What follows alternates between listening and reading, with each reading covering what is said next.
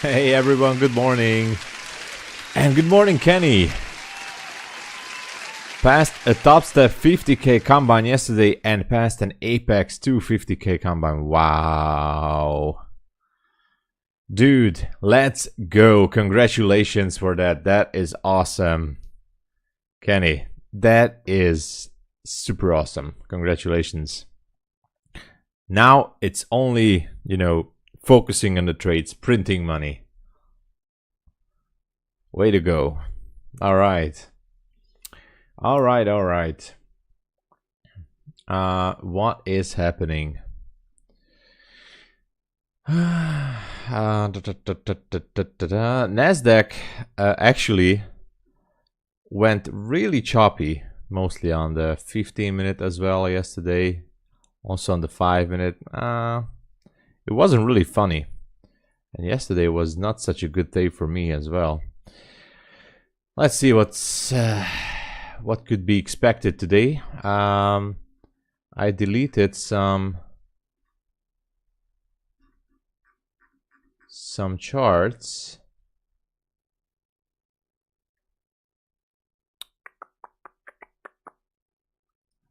Why is it not loading more history?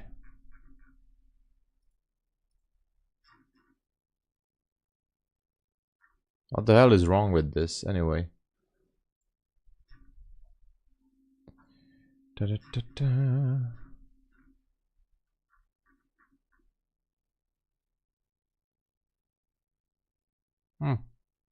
Interesting. Anyway, let's draw up the daily fair value gap, shall we? And let's start with that. From here to here.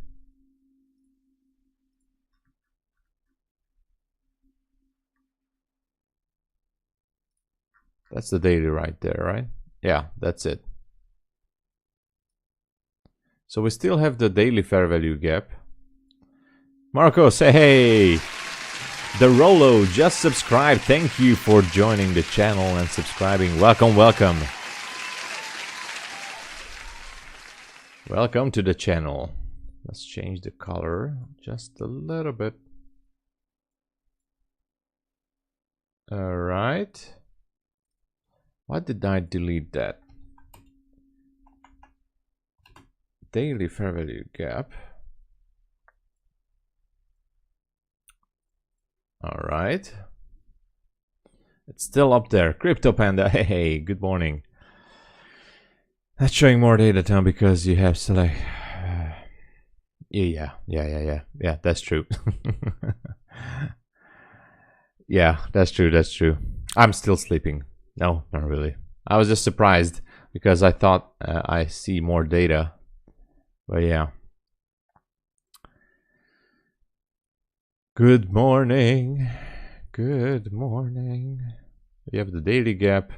We have a 5-minute gap a little bit up there at the 80s. Let's check out Asia low. Asia low is down here at previous day low. Relative equal highs up there, which is a relatively good target. At least it could be.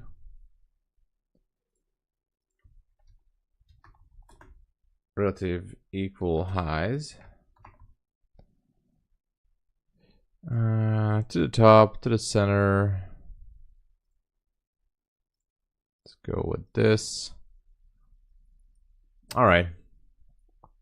Looking good. Looks better. And so far, that's it. Let's check on the 15-minute. Are there any order blocks? No, nothing. This is the congestion area. Could be going higher. The relative equal highs are, well, 30 points away. It's not bad, actually. It's not bad. Asia high just being taken out.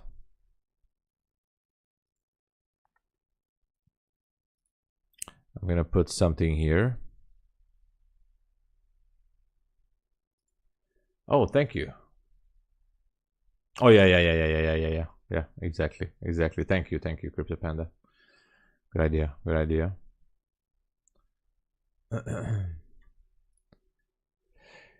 You're gonna enter long. Just be careful. Careful, Marcos.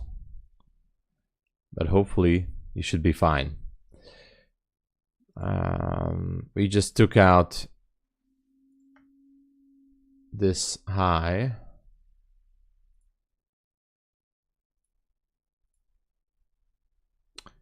Asia high sweep. Can we say that? Was this really the Asia high sweep? Sweep, Asia high sweep.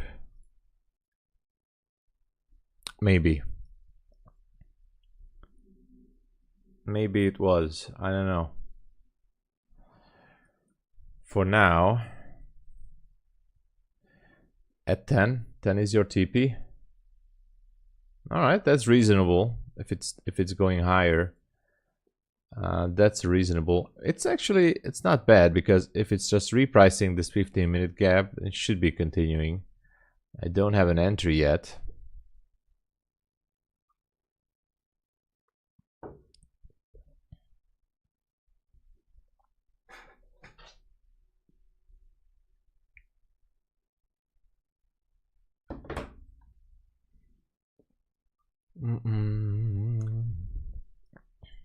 All right. There is a structure here on the 5-minute. If I zoom it out, look at the swing low on the 5-minute. That's a swing low.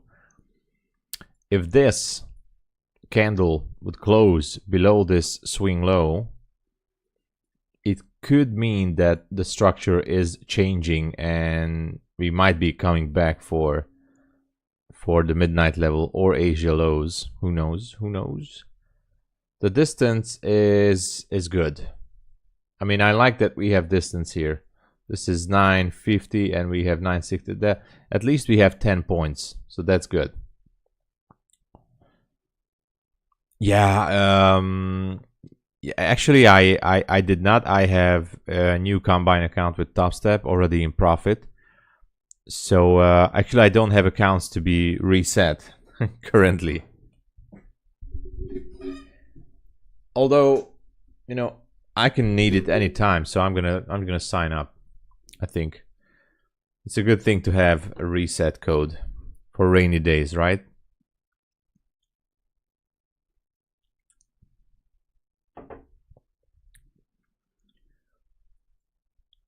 Okay. Actually, I'm gonna do that.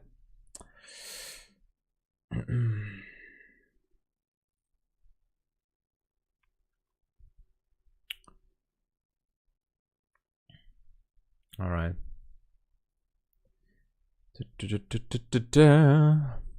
Farhad, hey, welcome. Good to see you.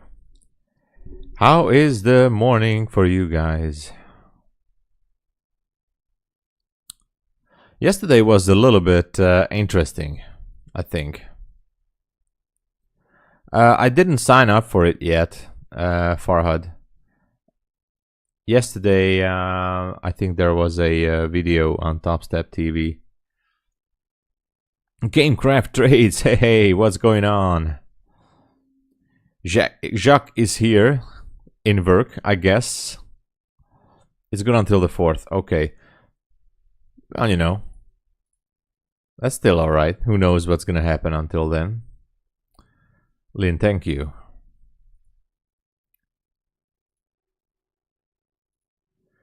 All right. Time to change it, Tom.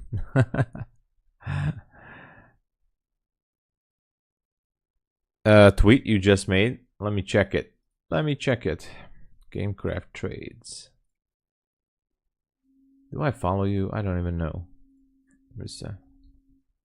If I don't, I'm just gonna follow you right now.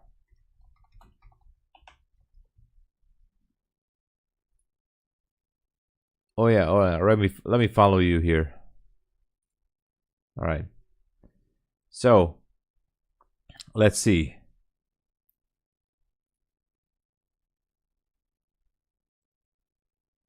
Dude, is this you? Never give up on your dreams.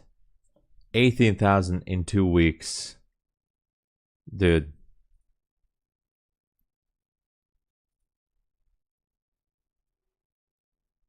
Dude, congratulations. What can I say? This is awesome. Guys, check it out. Gamecraft trades. Look at this guy. Look at this. He is breaking bank. I don't know how you... I mean, this is awesome. Congratulations, man. Congratulations. Let me put this here. Oh, I was watching a video. Dr. Disrespect video. Sorry for the guy. He got a mess going around him. Dude, that's awesome. That is awesome.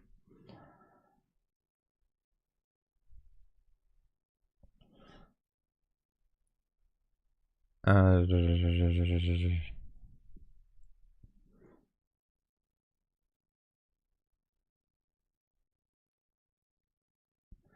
shared the link to down yesterday. I'm always sleeping, yeah. Guys, I'm in Europe. I'm sleeping while you guys are grinding and making profits. I'm still sleeping.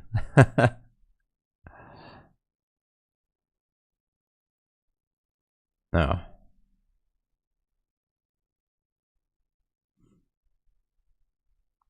Very good results there.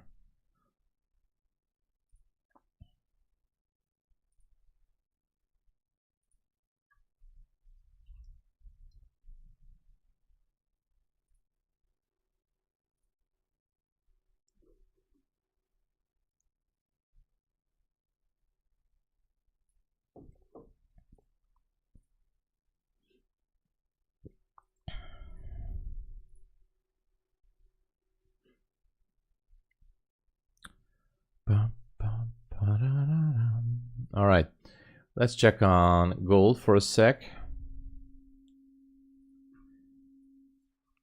Gold technically swept the lows here. No structure shift or whatsoever.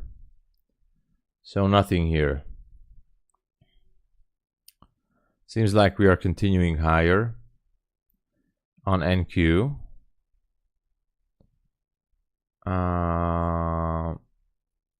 Do we have some news today? Might be.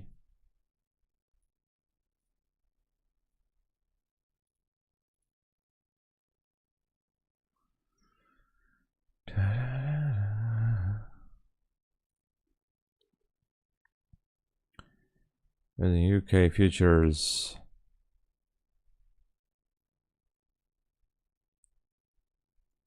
It's the best timeline to trade. Yeah. Yeah, you can do.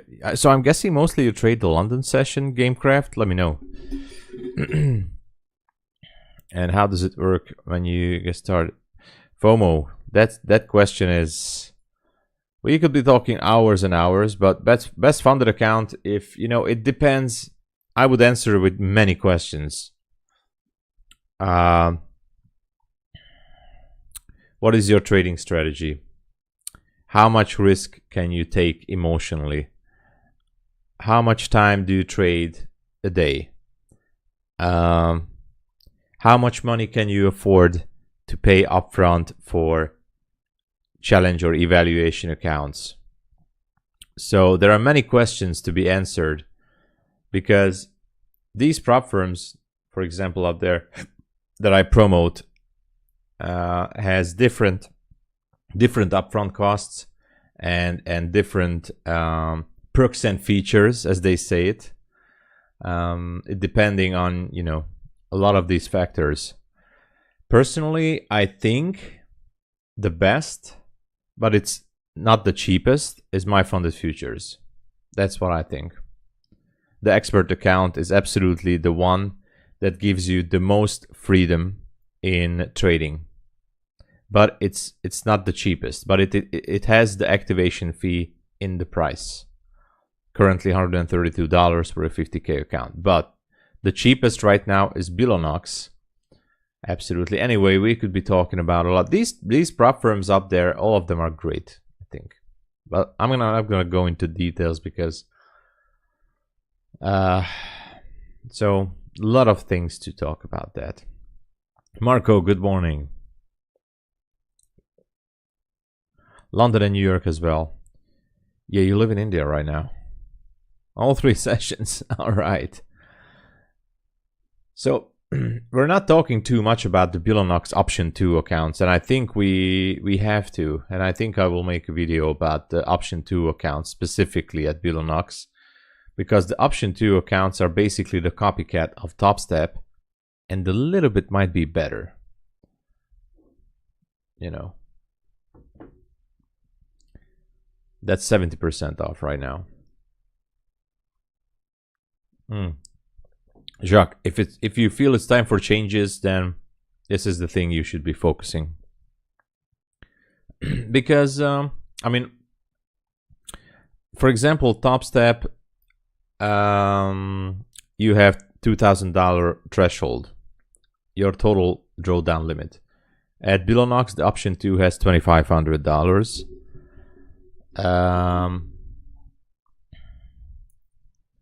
The payout policy is, I mean, it's a little bit easier in my opinion at BULENOX, because at TOPSTEP you always have to focus on making that, you know, $200 plus days, to have that 5 days after each payout, and that can put you into a pressure.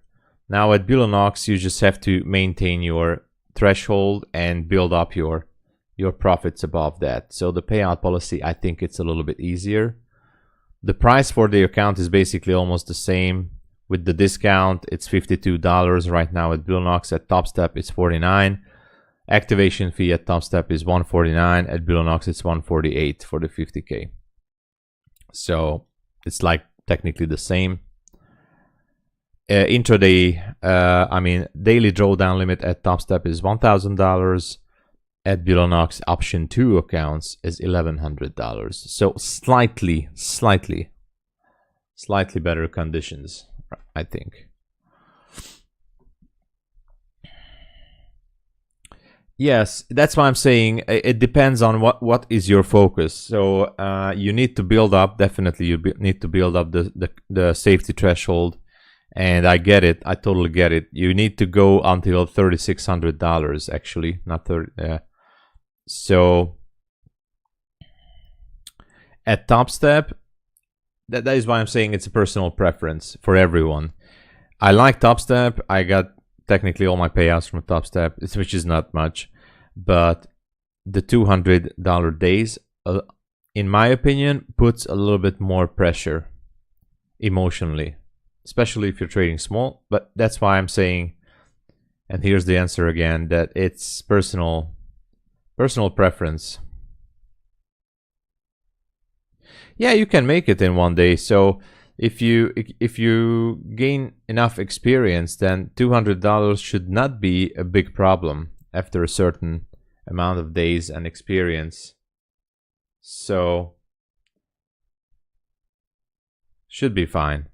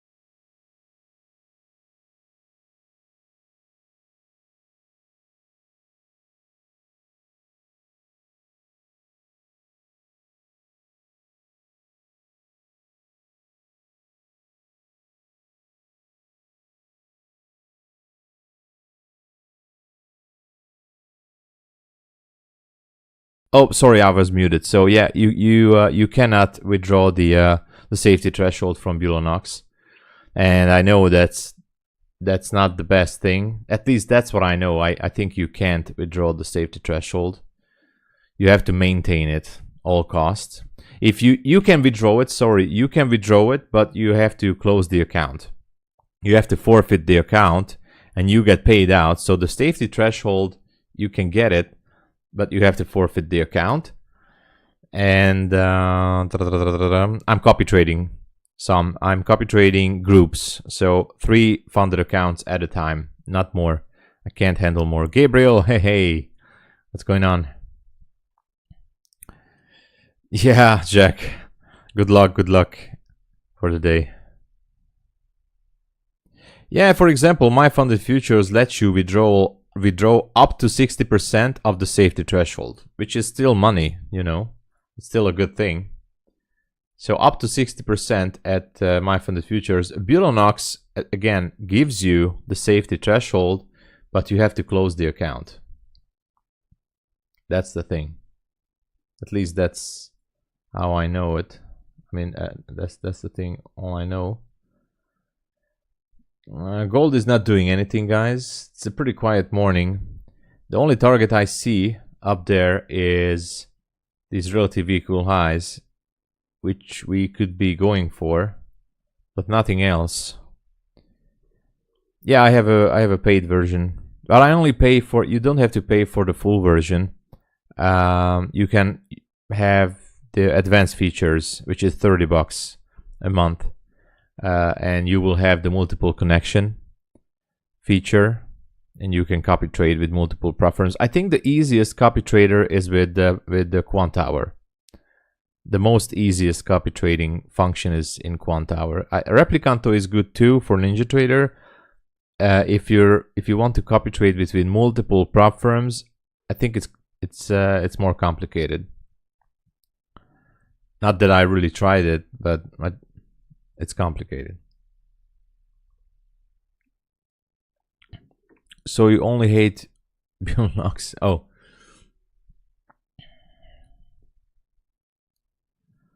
Yeah, I was just talking about the option 2 accounts. By the way, the same goes for option 1 accounts for payout policy. But obviously, Buleanox option 1 account is a copycat of Apex, and option 2 account is a copycat of TopStep with a little bit bigger threshold for daily drawdown and overall drawdown, and that's it. But the payout policy is of course different.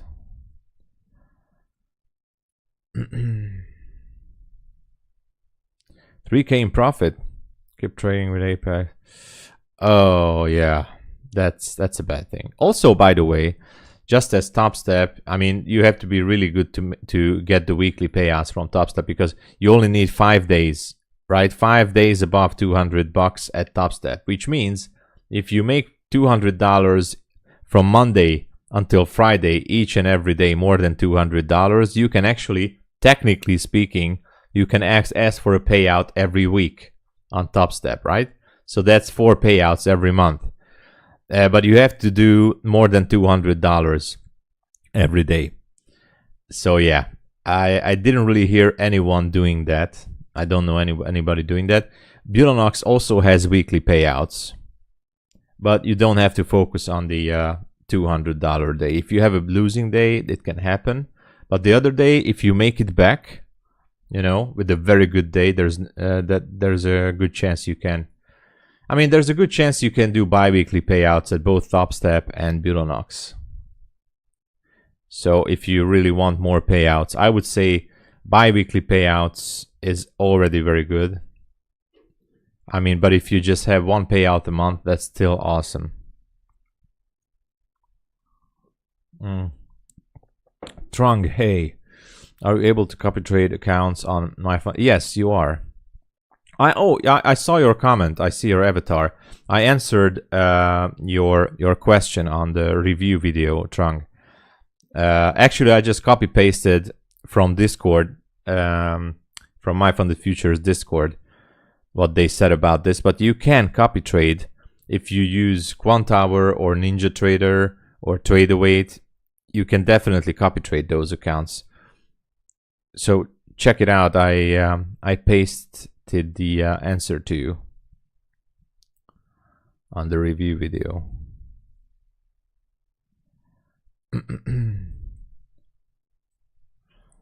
So yeah.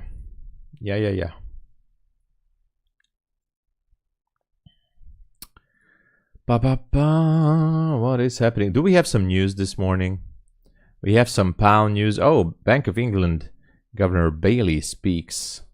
Well, it's gonna be later, so not that important.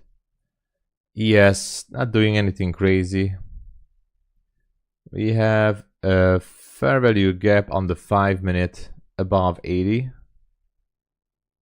I'm gonna mark this up just so we know. Okay.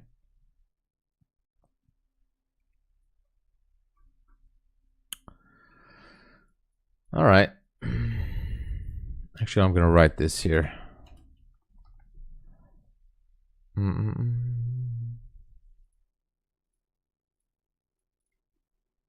Okay. So this is all we have in terms of targets.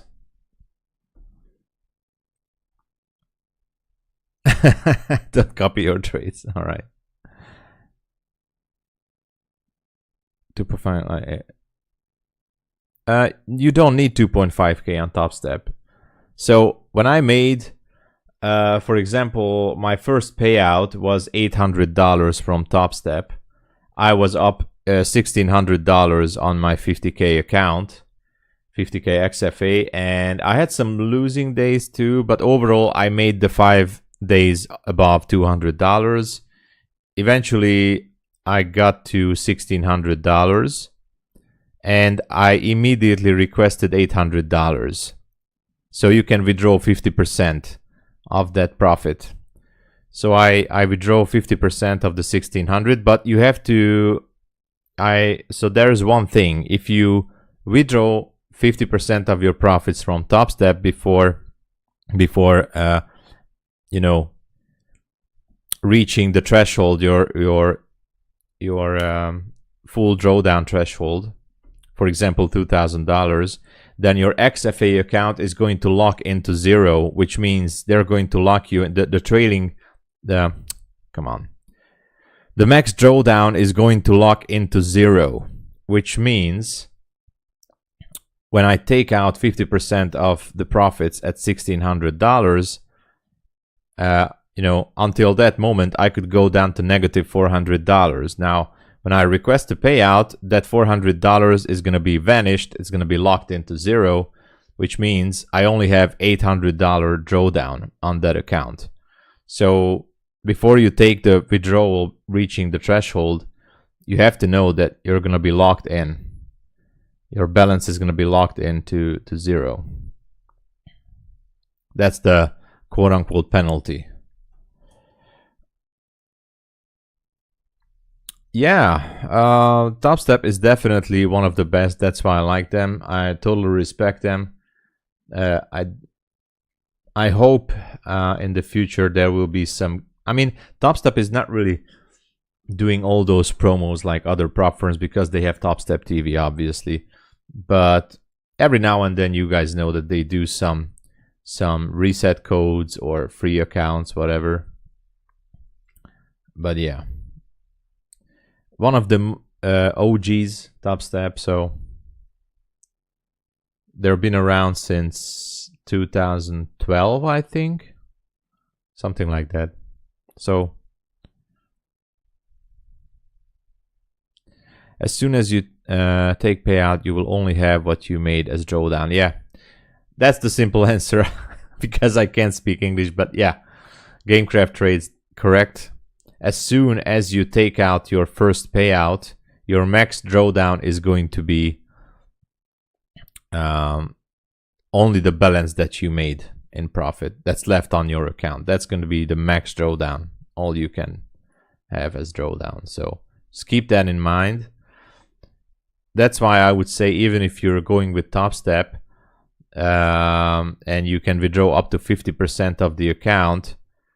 If you want to leave like at least $1,500 or $2,000, well, on your account, you don't have to withdraw all the 50%, of course, but you still would be better if you would be building up your account until $2,500 or $3,000. So you see the numbers are almost to go to the same. If you want to have a safety cushion on your account, just build up your account at least $2,500 or $3,000, whatever, right?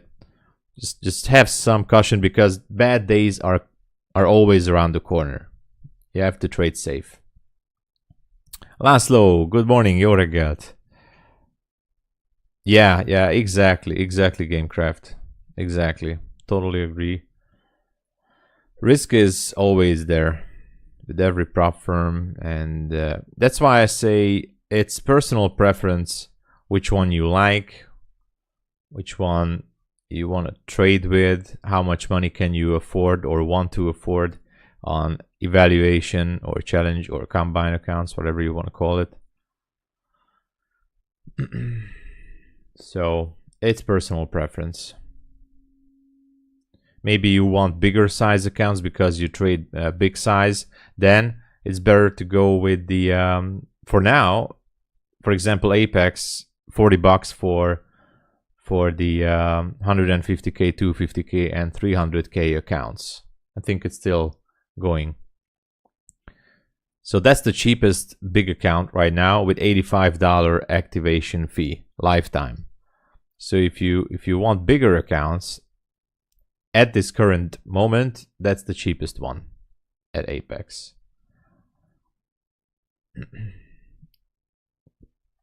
Isham, good morning.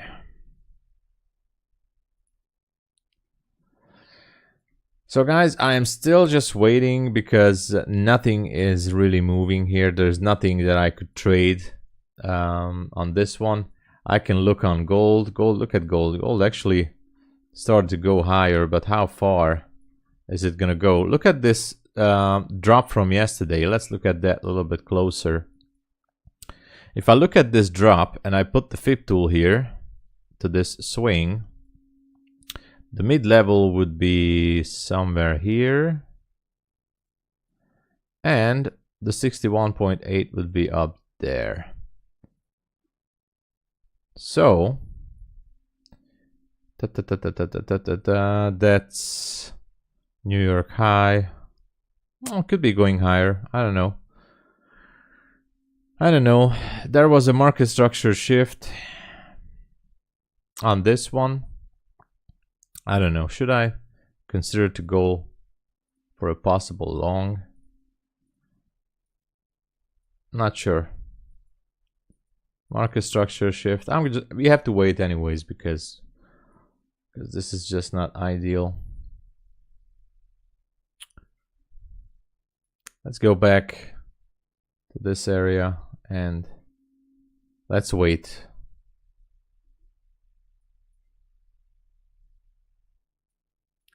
Let's wait. Yes, I'm using Quantower. And sometimes Trade-A-Wait with the MyFundedFutures account. I bought a few Trade-A-Wait accounts too. So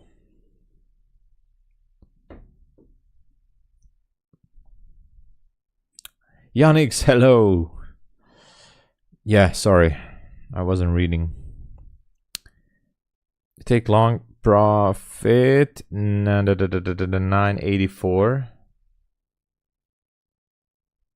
I mean, that's a good area. You know, it's right in the middle of the 5-minute gap. Why not? Yeah, let's hope. If you're in a long position, and if it starts to go higher, we do have some good targets. Relative equal highs, 5-minute gap. You know, why not? In the middle of the gap,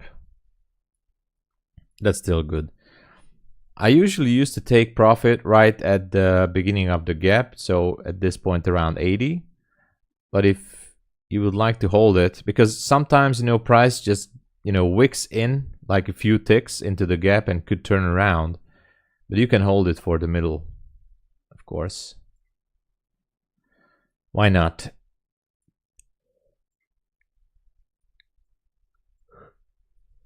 Why not? Sorry. You drew a box. Gabriel is obsessed with the boxes. Thank you. Oh, nice. Tracer Travis saying he could not copy trade. I have no issue with that, and nobody had. So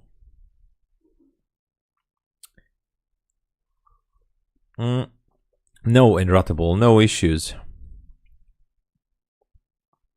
Yeah, I understand. Stability is important, but so far I did not know or hear any copy trader software or service, including Quantower's own built-in copy trader, that did not have any issue.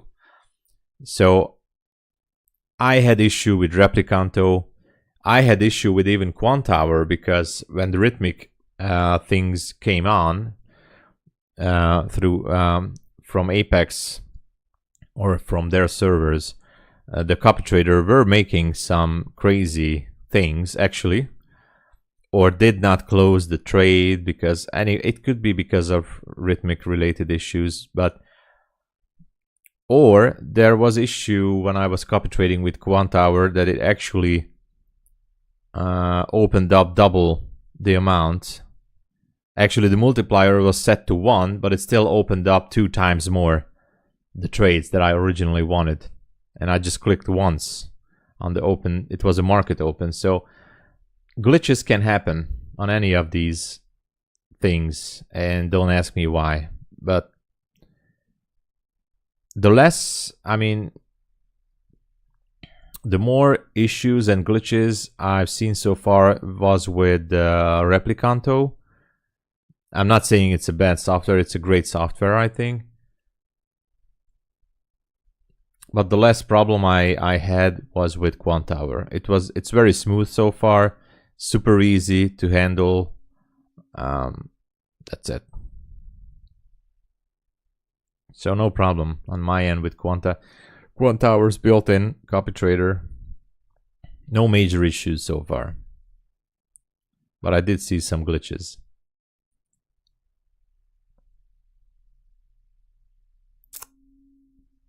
Yeah, maybe it was because of trader weight. Now with trader weight, the thing is that you can't copy trade between multiple prop firms. That's the thing. At least that's what I know.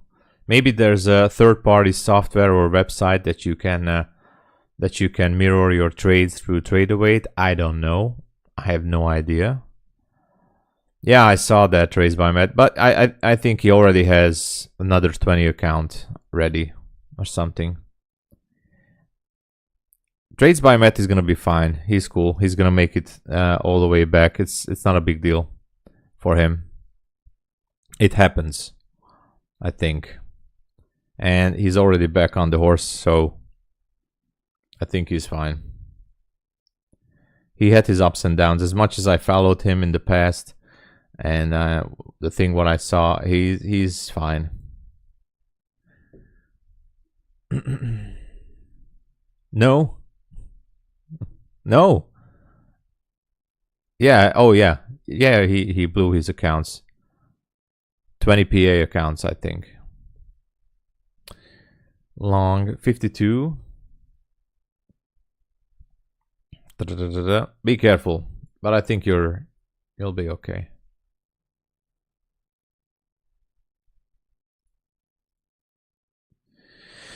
All right, anyways.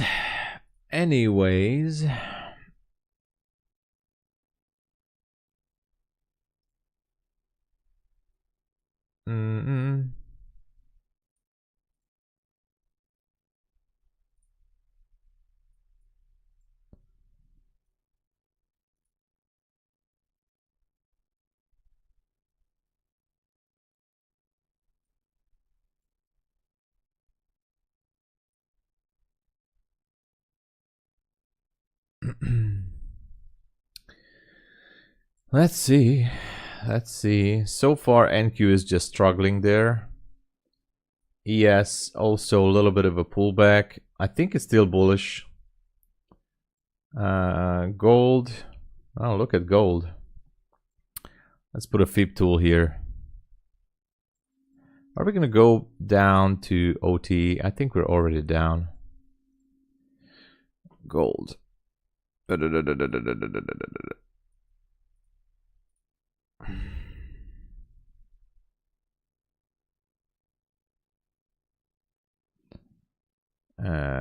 let me see.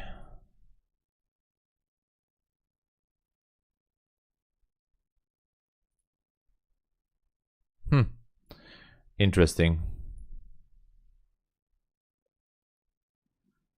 I don't know why is that.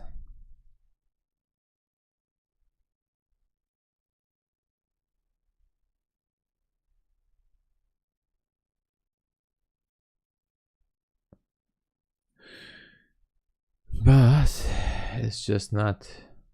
I wanted to put a limit order, but it's not putting it on. Oil, AM.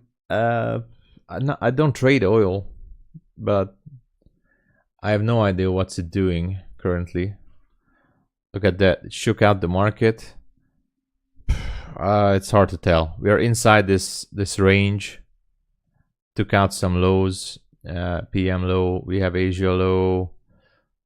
Absolutely no idea. It's consolidating on the 15 and on the 5. This is absolutely no man's land. I would not touch crude oil right now. Absolutely not. It's just consolidating. I would like to see this one take a high or a low before doing anything with this. So I have no idea. I'm not trading it, unfortunately. But, you know.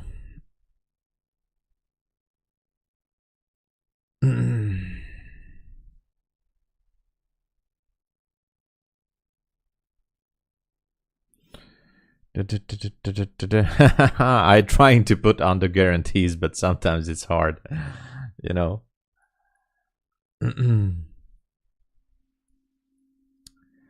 So I don't know what the issue is.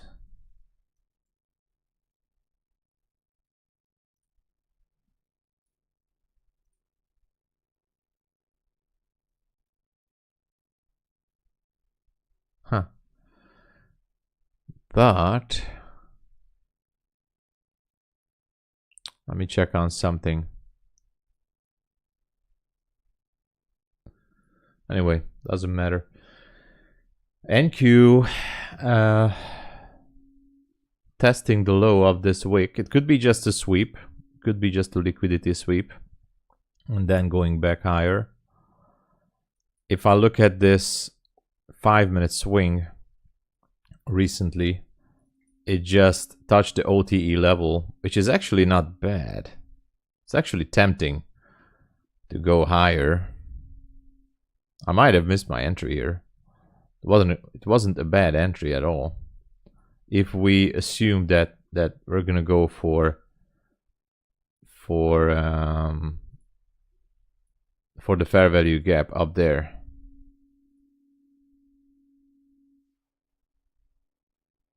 I mean, absolutely. Wow, I might have missed my entry.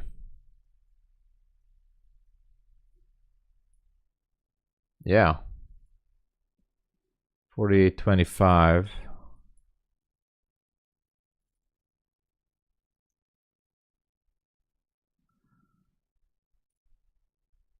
All right.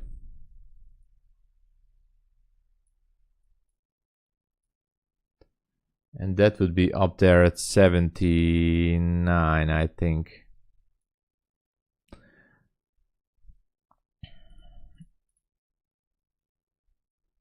Yeah. Let's see what happens with this. Also watching.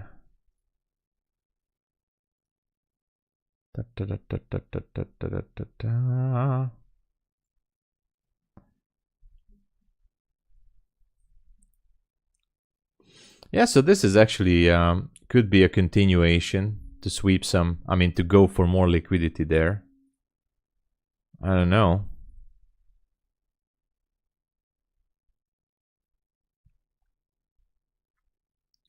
If this low is gonna hold, then yeah,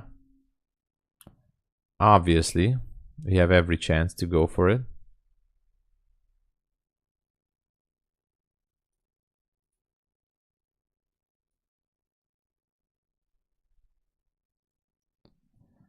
$79 up there, 78, 75. All right, I took a long position. It might be a little bit premature as a continuation to that 5-minute gap. I took a long with a very small size on Nasdaq.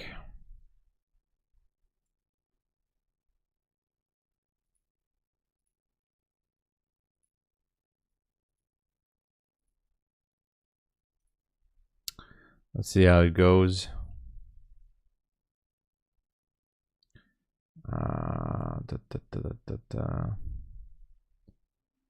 Anticipating. Let me show you guys. Just a second. Where is my chart? What? Why is it not there? Why is it not there? Am I on the wrong chart? Okay. Okay, this is it.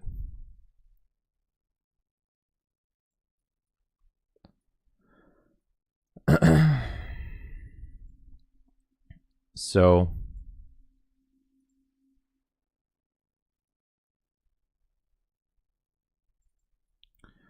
fair value gap, and that's it. That's what I'm looking for. Only risking about $90 on this one.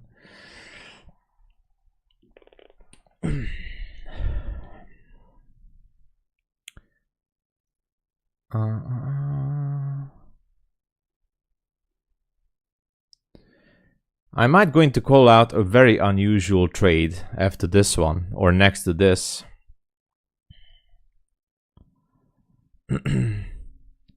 He withdrew only 70k this window. There was over 200k still in there. Now all gone. He was on full tilt for a couple of days. Oh, 200k. Yeah. It could be the similar issue as I had. Yes, I mean, could be losing this. Shebs, hey. Old Cole, how you doing? Yeah, the problem is we swept this high.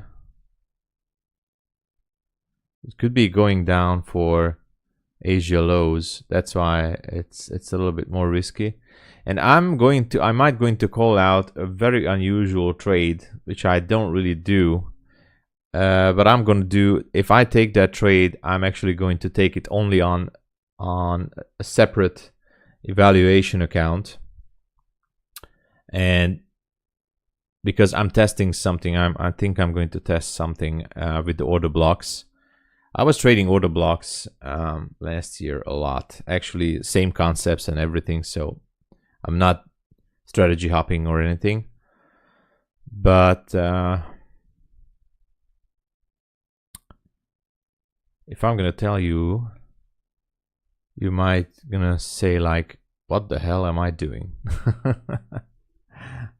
But I have a limit short order on pound futures. I have a limit short order on pound futures, but don't worry, this is merely a test on the order block. So I'm gonna let you guys know if I get triggered into that trade. Spy Girl, hey. I like the new avatar. Some palm trees there. Nothing. You didn't miss anything yet. I mean, no, not yet. It's a super risky trade that I took on Nasdaq to continue into this fair value gap higher. We have relative equal highs also up there to the left. That's why I jumped in, but it might have been too soon.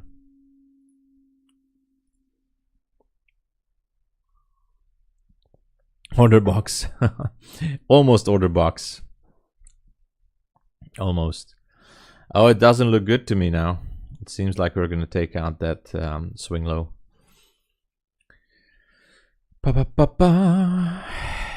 Maverick, good morning. Very focused on the risk management. This is the good influence I need. All right.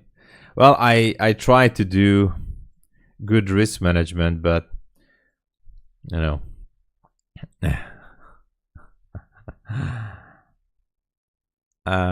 it's a very risky trade right now. Super risky, extremely risky. So I'm barely at break even on this one. So and we have London Open very close, super close, but at least I have more than 10 points stop here, risking about 90 bucks. I started the month very good. My stream stats were very good. I was over 60% all month, and now I'm below 60% win ratio. Unfortunately, the losses keep piling up, so it's not good. It's not good. But anyway, yeah. All right, I got tagged into a pound short. Pound futures short.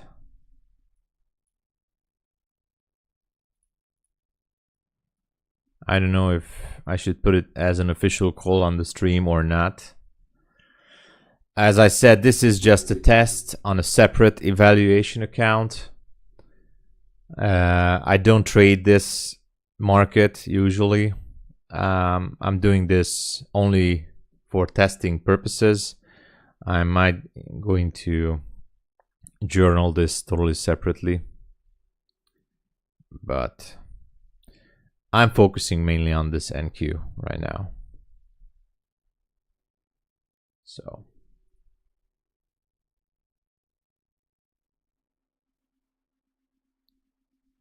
yeah, risk reward 1 to 2 could helping me out with bigger gains.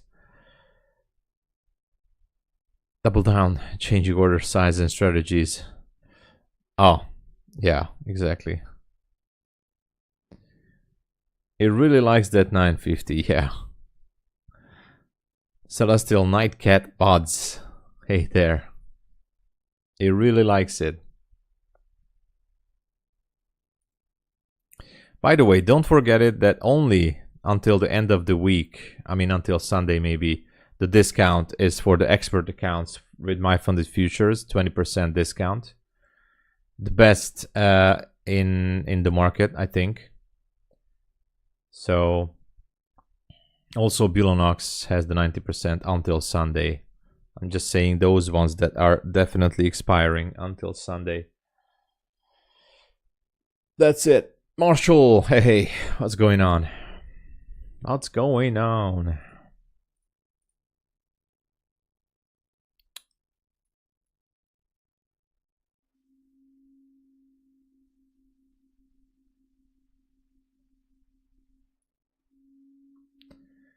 Bum, bum, ba-dum, bum, bum, ba-da-da-dum.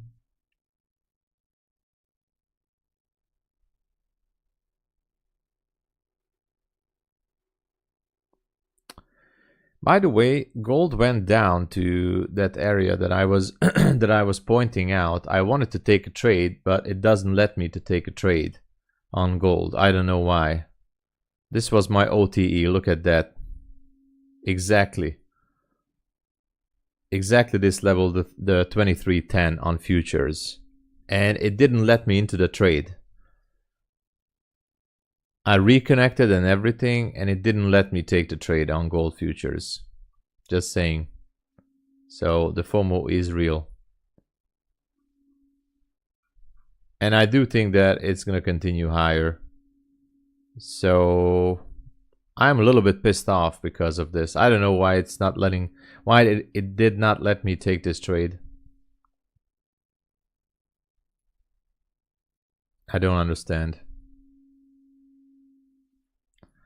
Sometimes I'm being so annoyed because all of these connection issues, and not just with Apex, every prop firm.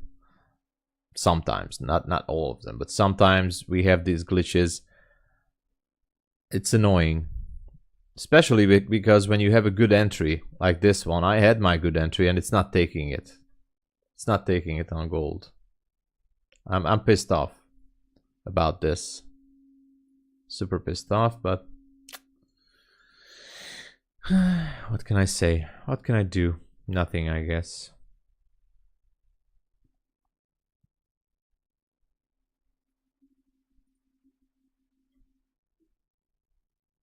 Derpy says hi.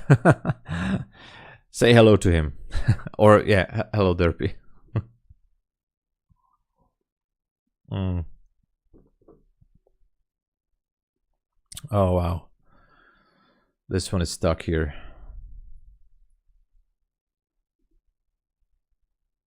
This one is absolutely stuck here. I banned so many people.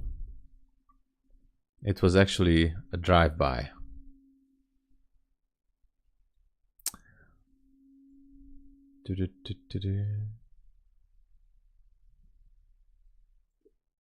All right. Let me check on gold. So bad it's not taking the, I mean, it did not take that entry, but can't do anything. I'm trying to, maybe I'll try to reconnect. I highly doubt that that's gonna help me out, but yeah, it's not doing anything. All right, I tried to reconnect. So disconnect and try to reconnect.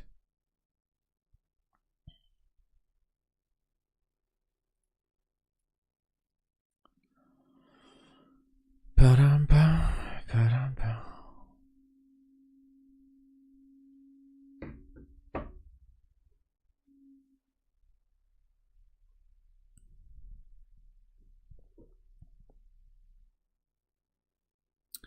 Yeah, it's a no man's land currently.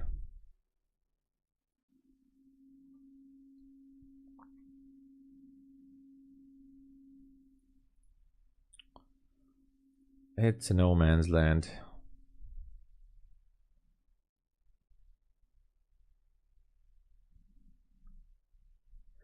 All right, let me try again with gold. Oh, now it's working. So I had to disconnect and reconnect again. I did that 2 times already this London session. I had to disconnect and reconnect 3 times. To be able to trade. That's disturbing. That's annoying. That's something we don't like.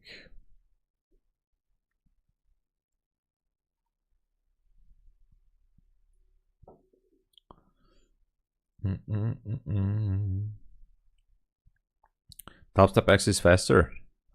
All right. Yeah, I guess. And also I'm saying like trader weight is still good, but don't use it through TradingView is what I think.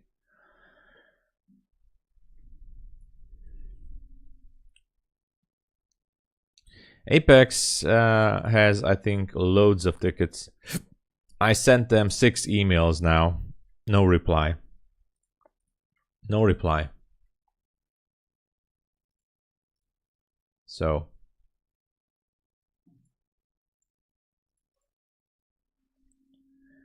I have no information of what's going on at Apex currently.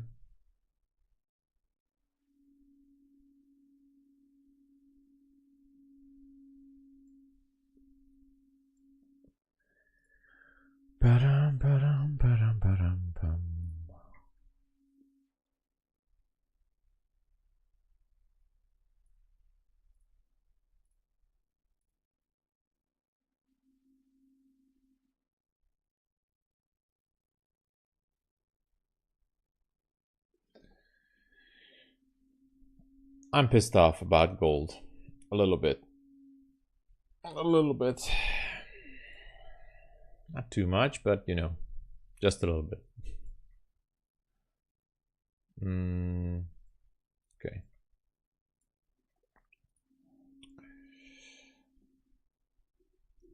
P account got popped due to ghost order. Yo, yeah, ghost orders happened with me as well, dude.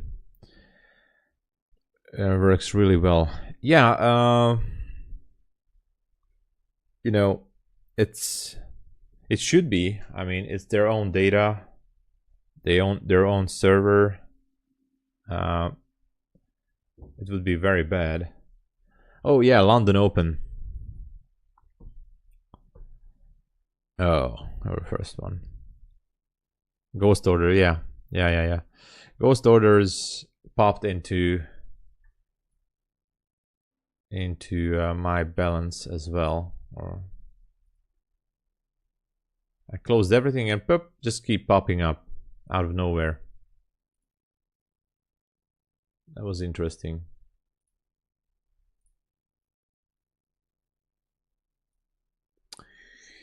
Anyway,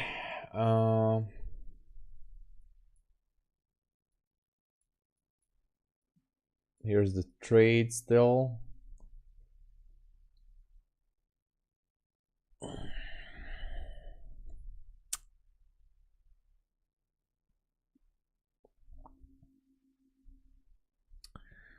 Let's see how this one's gonna go.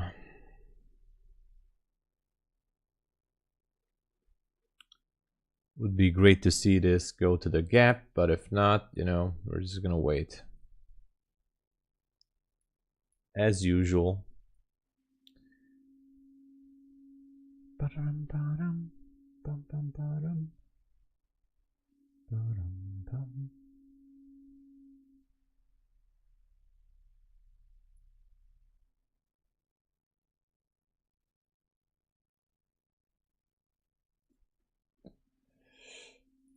What else?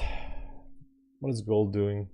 I missed my entry on gold. It's so frustrating. It's not going to be frustrating when it goes down, of course, without me. But otherwise it is.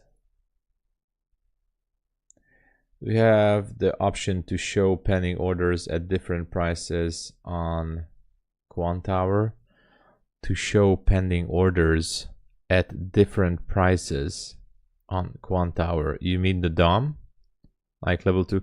Yeah, oh yeah. You have that option. You can subscribe to that data. I don't even use that, so I honestly, I'm using Quant Tower since only like 5 or 6 months. I was using NinjaTrader until January or something. I have no idea where is that in Quant Tower. I have never even used that. The level 2 or 3 or whatever data. I'm pretty much focused on candlesticks and the smart money. But good question. Very good question. I don't know.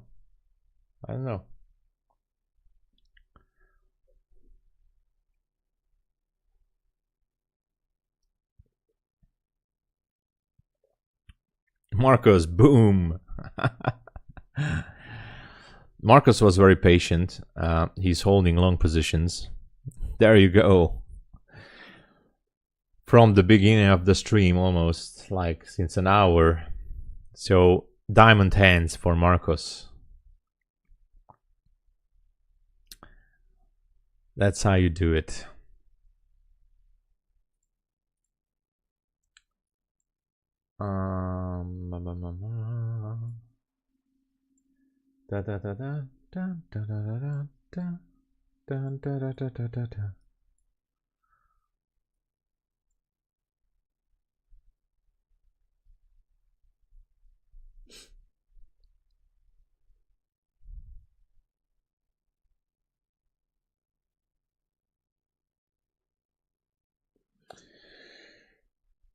Okay, let's see what happens. We are very patient. We're just waiting.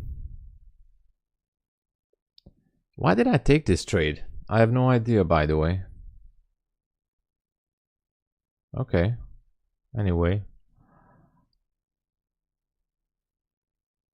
This is not an A+ entry, I just realized. This is absolutely not an A+ entry. There was no clean structure shift and on these levels. We had a structure shift, let me see. We had a structure shift. Nowhere a clean, well, here maybe. But this is not an A+ setup. Anyway.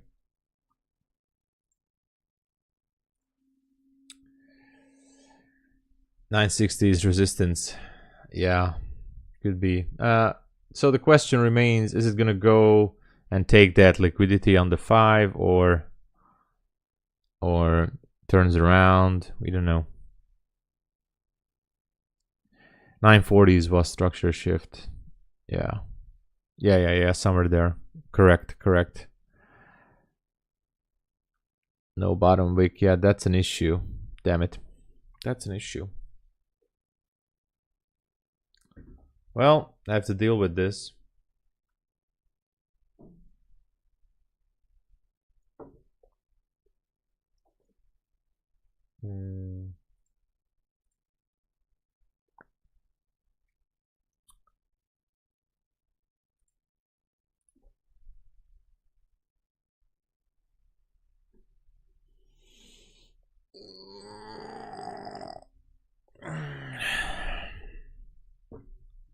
Entire range, yeah.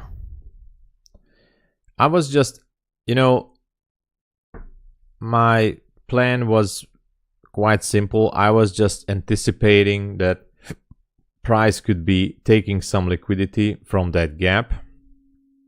And also, if you zoom it out a little bit, there are some relative equal highs. We have the daily fair value gap. Anyway, I know it's London session, so it could be a Judah swing or a fake out, whatever. We can go down, absolutely.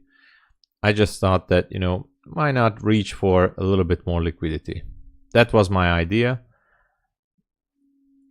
I was just anticipating the move, but it's not an A+ setup. Definitely not.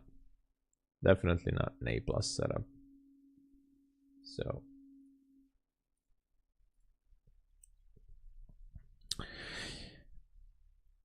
you cannot trade with no follow through. That's true. That's true. That's true. I agree, but you know, if you narrow down everything, financial system breaker, hey, if you narrow down everything, at the end of the day, if you ask yourself, okay, but you know, where is it gonna go? Is it gonna go up or down? It's just a simple question.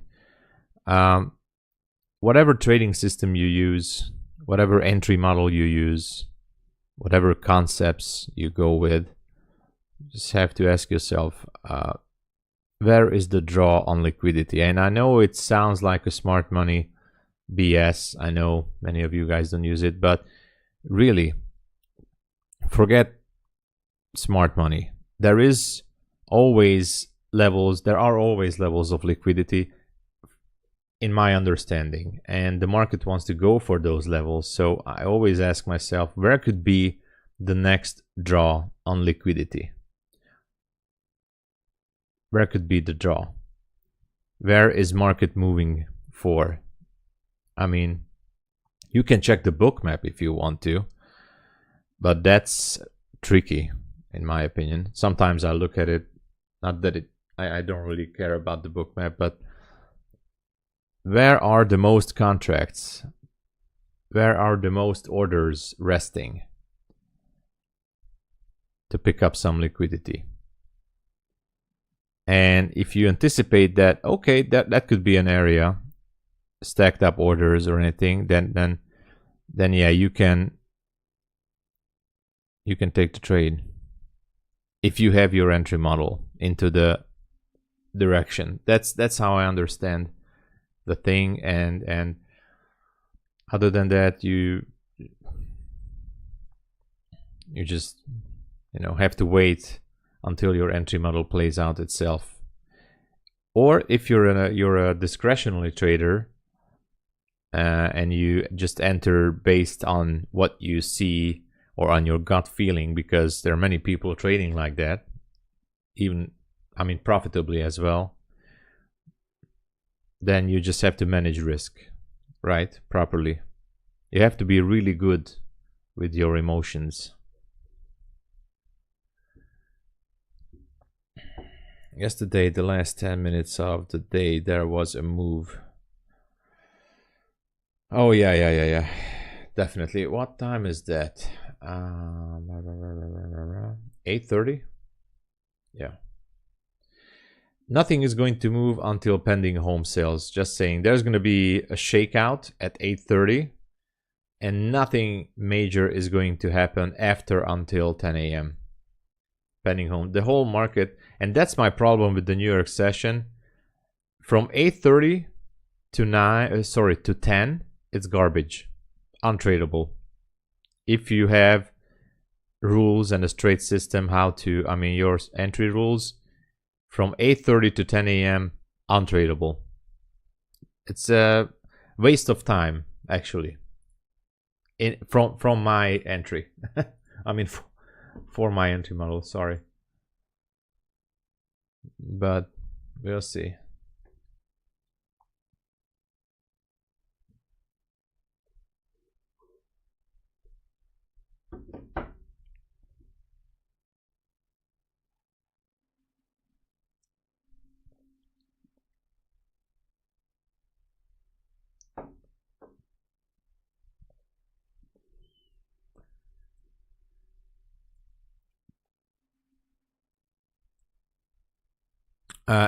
Because no volume on ES. I mean, especially on the 1 minute, it looks ugly, right? No volume. Or we could say, like, I'm not an expert, but between these levels there was no trading. The next trading was on a higher level, so we have so many gaps, small gaps, not enough trading between these levels. And that's why I don't like to trade ES, especially. I mean, I trade it, but not in the London session. It's not my favorite. All right, gold is still there.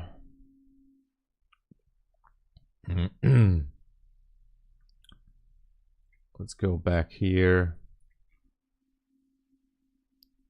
A lot of resistance here, yeah. I don't trust this trade anymore. I think it should be, I don't know. Could be a smart move for me to close it at break even, I think. I should be considering it to close it at break even.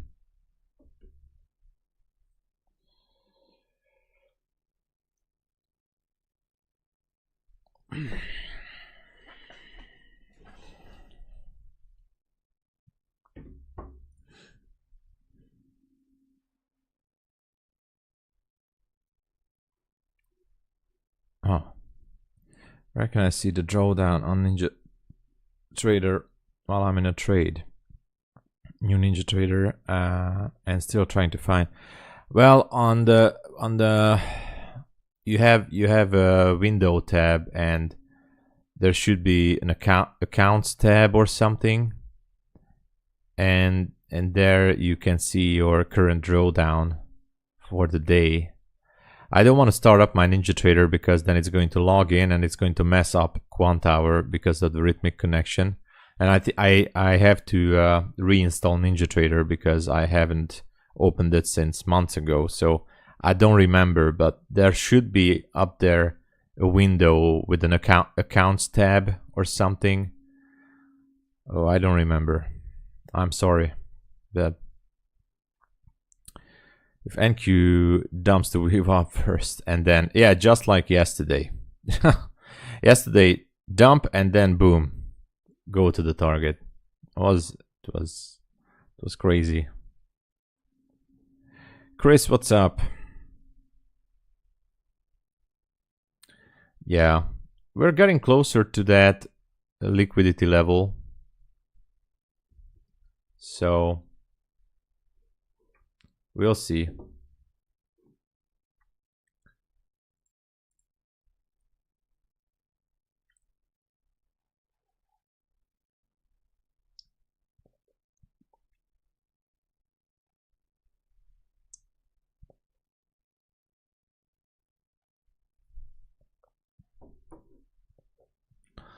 We'll see.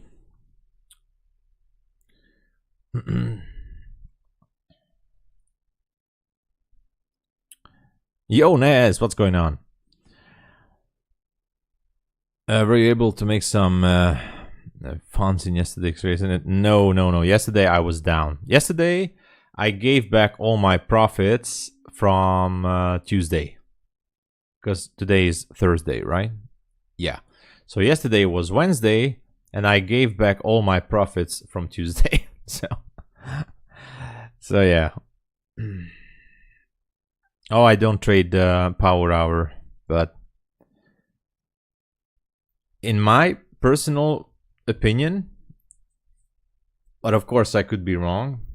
I mean, in many cases, but the power hour is difficult to trade. I think the not just the smart money concepts, but support, resistance, whatever.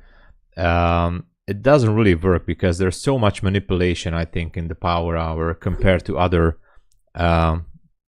times during the day.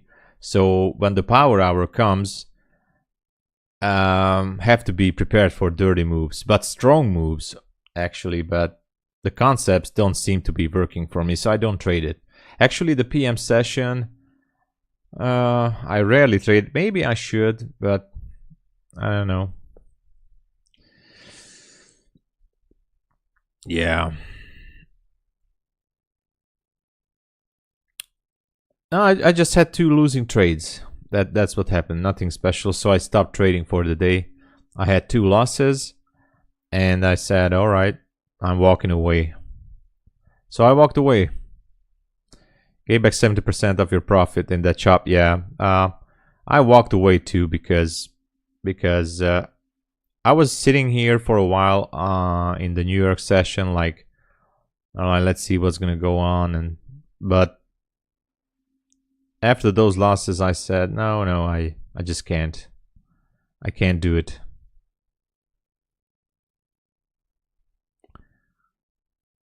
Yeah. It was due to collapse of Micron, Nvidia's supplier. Oh, really?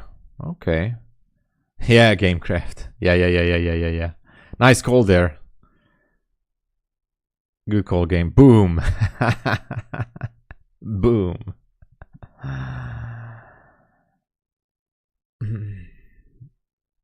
Still work with liquidity there. Yeah, we'll see. We'll see. Move your stop loss to break even now. I can't do that, Sam. I can't because in the past I had so many frustration from that. I went through my journals for not just the past few months, for the past 2 years. And when I moved my stop to break even, it usually goes back, takes me out at break even, and goes to my original target. And the FOMO is totally messing up my brain, my self-confidence, and I get too emotional when I have FOMO. I do revenge trading. I do all crazy things when I have the FOMO. So I made the decision that I can take a full stop loss anytime better than being taken out break even, and then the trade goes to my original target. So that was a huge decision from my end. I know it seems stupid, I know, but trust me, in the long run, not like in a few trades, but at least for my entries, in the long run, the risk to reward is going to outweigh the losses from those full stops. So I am willing to take this full loss on this one, not even taking partial. I'm going for the full thing. It's all math. It's all math. Not crystal math, but math, you know. And also Mark Douglas in Trading in the Zone or the Disciplined Trader, whatever, he also talks about this in YouTube workshop. Says that when you put on the trade, of course you can take partials and all stuff, but if you want to keep everything super simple and not mess around with your brain, put on the trade and walk away. Let it play out. You determine your risk, you determine your profit level, and just walk away. Leave it be. If it takes you out, it takes you out. There comes the next one. But I'm saying this with all respect to everybody who takes partials and put it to break even. But I can't handle the FOMO. Guys, this is my downfall, the FOMO. I can't deal with it emotionally, not at this state where I am. So I can't. I would rather take the full stop than a FOMO. Yes, I trade, Aaron. I trade the New York session too. Oh, Dark Cloud. Man, what the heck? Oh, that sucks. Hey, listen. Just, write down what you learned from that and learn from the mistakes. Move on.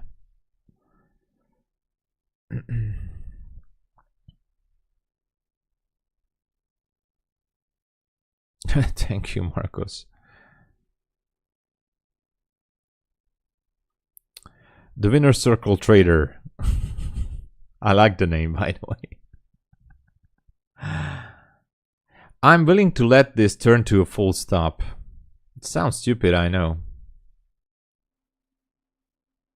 Do you guys want me to... So if I let myself... Anyway, let me check on something real quick.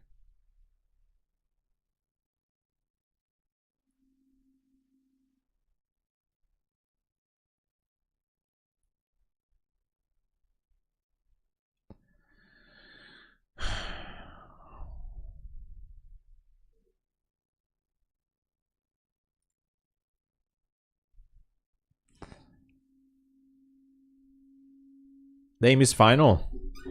All right.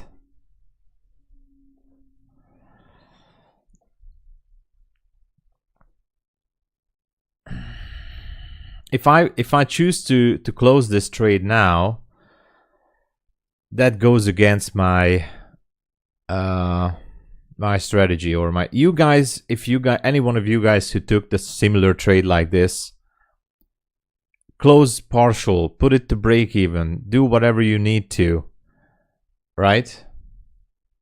Close it.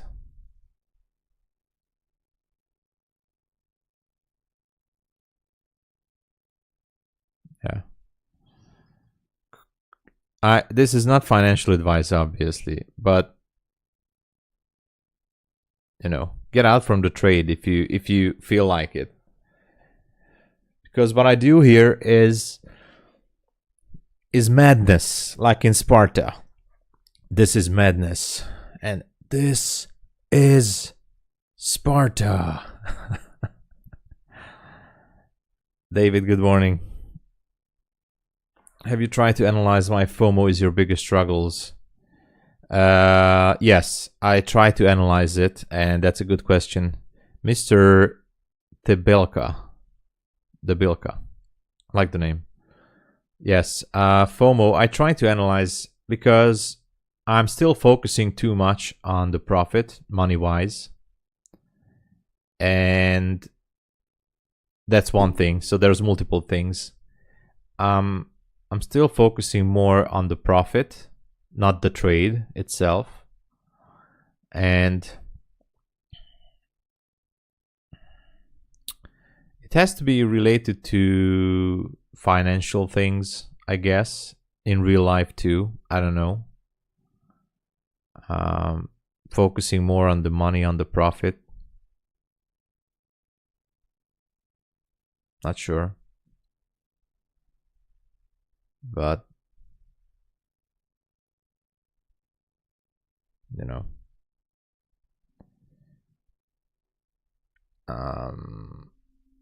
I have to really go down to a deeper level to analyze this, because it definitely has to do something with the money. which is not even in my hands because it's just numbers on a simulated account. So I don't know what I'm, and I keep forgetting that even on a funded account, it's just a simulated account, and I only risk like whatever is the amount of the activation fee. So it's not really there. I keep forgetting it. It's not really there. It's just Fugazi. It's fairy dust. It's not there actually. And I should be focusing on the trade, not on the money. Also, Mark Douglas says the same thing. If you start focusing on the trade and not on the profit, everything is changing. So I guess that has something to do with my FOMO. It's not good for your mental. All right. All right. Take care, Naz. Let me know why you're not profitable. Oh yeah, Chilton. Less FOMO when don't have to pay bills. Yeah. In your position, I will take out some, at least half.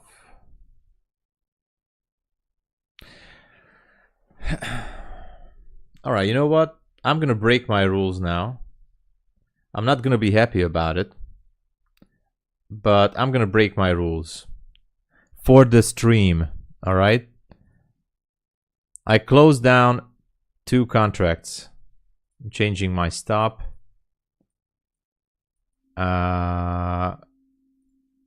Close down 2 contracts, micros, so don't worry. And putting it to break even. So now, what the hell just happened? Dude, what just happened? I was clicking on modify order and the order was closed. What the hell, man? I clicked right click. So this is what happened. This was the stop loss.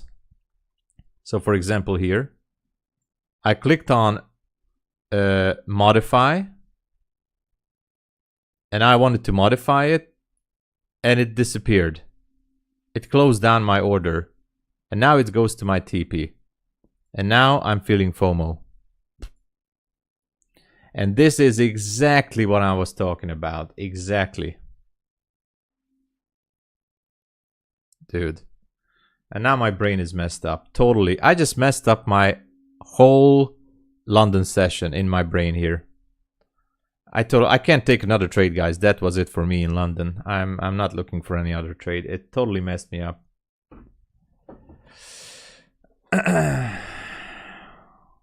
I was clicking on right button, modify the contract, you know, because there was 3 micros still. So I modified it to 1. I clicked on modify and it closed the whole thing.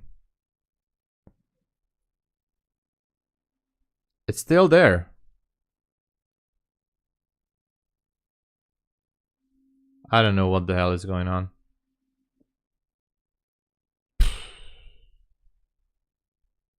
This was, I think, a glitch with Quantower or Rhythmic, whatever. I was copy trading it with 3 funded accounts. Still, I made $160 on each funded accounts, but man.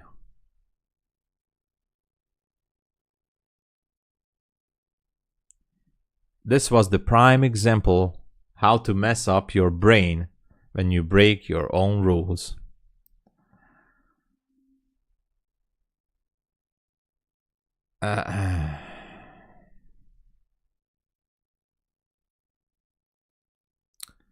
Yeah, I never lose by taking a profit, but how much is that profit, you know?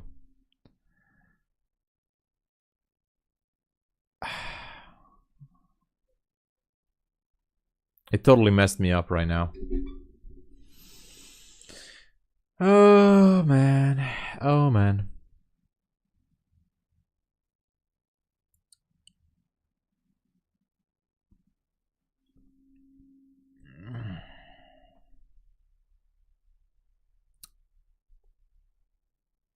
I just wanted to do some partials for the stream, you know, and it closed the whole position. At least I wanted to leave a runner for the moral victory.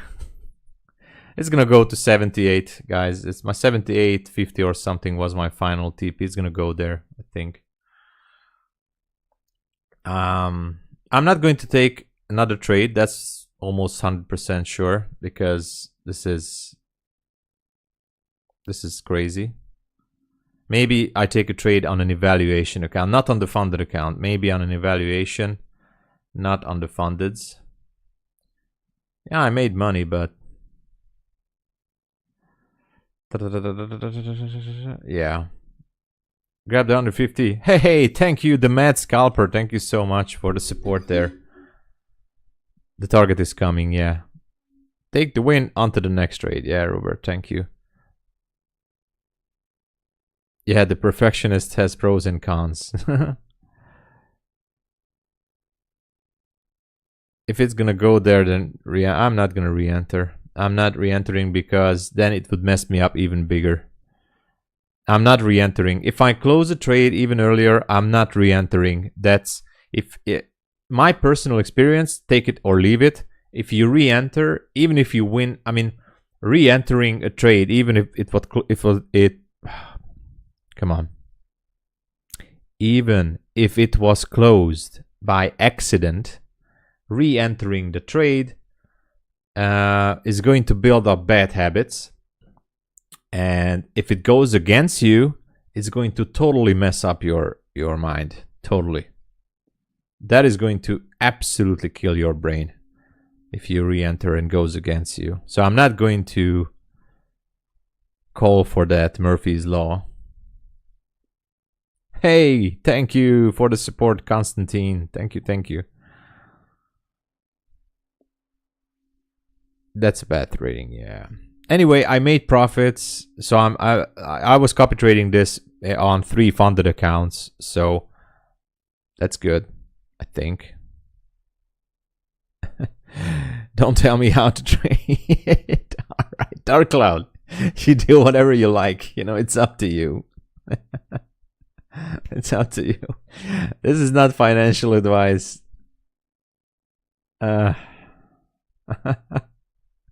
Yo, hello Teacher FX, what's up? The day I got over taking losses seriously is when I started to make money. Oh, there you go. There you go. Maybe, look at that. Maybe it was a good thing that I closed everything. Look at that.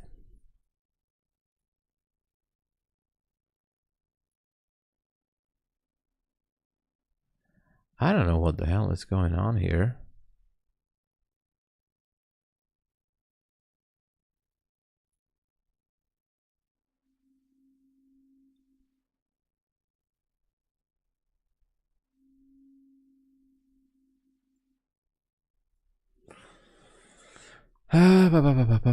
Anyway, let's check what's happening on gold.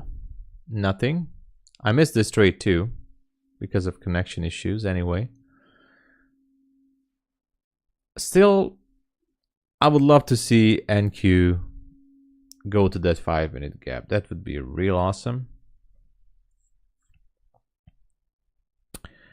Looks like it's stuck at 72. God made you close that trade. Well, maybe.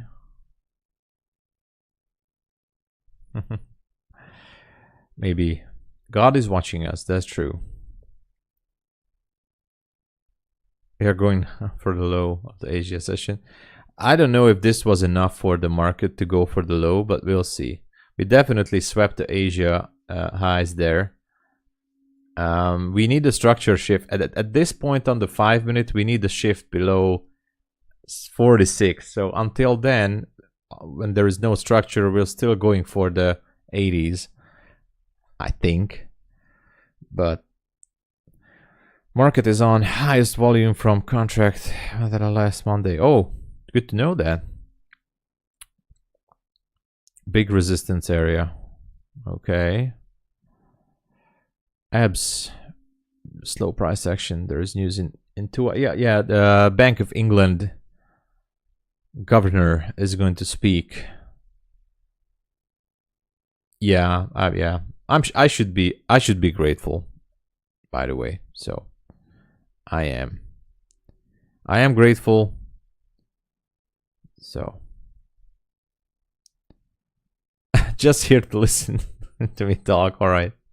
Yeah, that's a good thing. I'm happy if I can provide some place where you can chill and listen to conversations here. I was thinking, and actually I'm not sure if Jeho is here, but there was some other people as well, maybe Sam or whoever from my Discord. Maybe for next week we might be doing some sessions once or twice in a week. We'll see how the viewers can get along with that, where if you guys want to, we can you know, voice chat on Discord, and you guys can talk if you want to share some ideas, or you know, just have a conversation or whatever. Make it a little bit more interactive, like a podcast or something. I don't know, but you know, share ideas, stuff like that. I was thinking about that thing.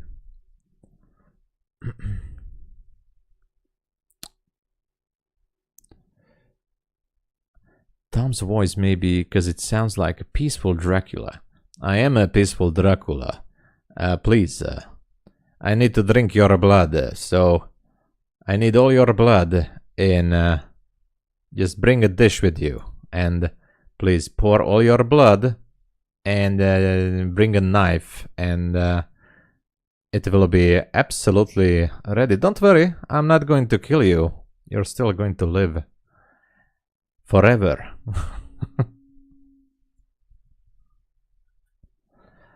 You're out. All right, Marcus. I think you did great. You were holding it since at least 90 minutes or so. Ranting on this pullback, nice. Coming down for 15 minutes, cool. Interactive podcast, yeah. Need to prove for 68, yeah. You re-entered for me. All right. Now I'm gonna. If something goes wrong, I'm gonna feel bad. If something goes wrong, I'm gonna feel bad about it.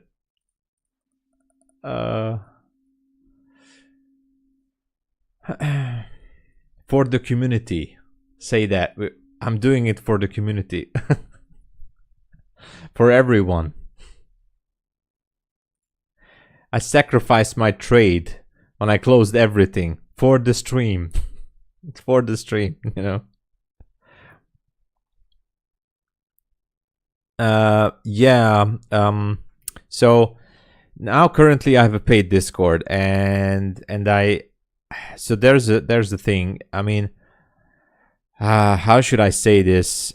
I don't want to hurt anybody or say bad things, but I was thinking about a free Discord too, or maybe just one single chat room free, because if I put everything free on Discord, there definitely going to be some not scammers, but people who are toxic or posting stuff that it's not there. I need to make some mods. I have to, you know, takes a lot of energy to watch out for everything, and there could be things going out of hand if I put everything free, and it's a good thing actually. But also there are the members who are paying for the membership, and it's not too many things there. We're a small community, but we share entry setups, educational material. I know it's not too many things going on lately in the paid membership, but that's why I'm trying to put more energy for the paid members. But again, I know other streamers say that they don't do paid Discord because that's a thing, that's a stupid thing to do. I understand it. It's only $10 a month, by the way, but it's partially to filter out a lot of things. It's partially made to keep a healthy and more serious community there. But maybe a free Discord room, you know, could be an option for many people to share stuff. I don't know. I'm still, you know, trying to balance it, but I want to give more to the paid members. And then I know I'm behind schedule on Discord, so I'm working on something. More materials, a little bit more personal, whatever, you know, could be the interactive streams or the webinars for only Discord members, that these could be premium for those. I don't know, you know, I'm not making I'm making like a tiny bit of portion from Discord memberships, so it's not really about the money in this case. Anyway, for the stream, yeah, the trolls, actually, definitely we are going to have a lot, I mean a lot of trolls and bots with the free Discord. A lot of bots and trolls and a lot of scam is gonna happen or start to happen, and you know, there has to be some kind of a way to filter it. Yes, I have an entry model with the moving averages and the RSI. It's shared in the Discord membership. Also, yeah, it's shared there. I also share the 30-second entry model. I also just put on a video for members about the 5-minute entries. We have some ICT stuff there and smart money stuff. I'm trying to upload some books in PDF or things that I think are useful, or I try to share more entry setups. It's a small community. We don't have many people there. Like, I don't even know. But so don't expect a game changer thing, but it's definitely for building up healthier community to share ideas, and you know, on the top of everything, you get me. You get a personalized access to me through Discord. If you anytime want to chat with me, voice chat with me, come to the live stream with me, which we are gonna do, as I said, or stuff like that, I'm there. I'm there.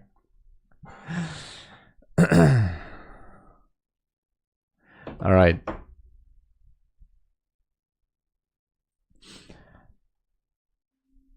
Yeah, you're welcome. You're taking short. All right. Yeah, Martin, something like that. So it's $10 a month. I know it's money, of course. I pay about $10 for Netflix a month, or I don't even know how much, but and I know for some people, you know, you have to budget everything, but it really helps filtering out a lot of things. And in exchange, and I know I'm behind, I try to put more value into the Discord. So it's slowly progressing. It's a slow progress, but I'm not gonna, you know, leave that. We're definitely working on it, and that's why I'm saying I have some ideas that could be good for Discord members, and you know, we can do it more interactive. We can do the Discord webinars, videos for only YouTube members and Discord members, which I already started, but I have to upload weekly at least, or at least 2 weeks, every 2 weeks. So I just started that, and stuff like that. There's it's not really, I mean, it's a displacement, but it's not a real structure shift yet, I think.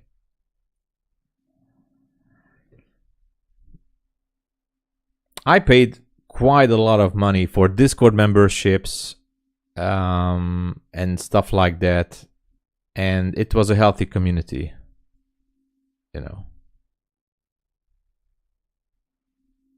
Actually,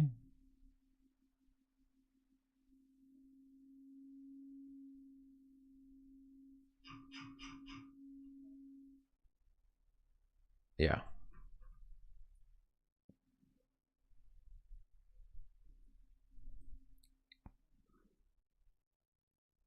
Great short. Well, on the 5-minute, I don't consider this as a structure shift yet to the downside, but it is a displacement if this gap is going to close. I mean, if this candle is going to leave this gap, then it's definitely a nice one. But let me go the 3 minute repriced immediately. This is not a structure shift for me yet. This is still bullish for me. I could be wrong. Could be wrong.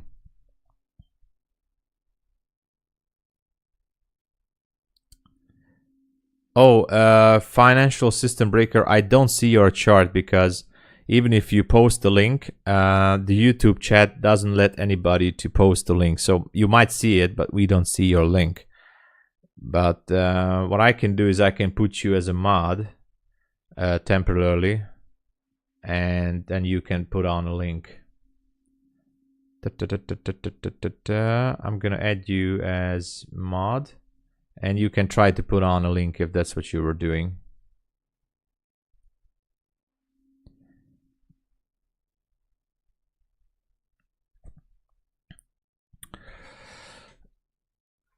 Has to cross 946, the structure. Yeah, 946 would be, if it goes straight down, I need to wait for 946 for the structure shift in this case.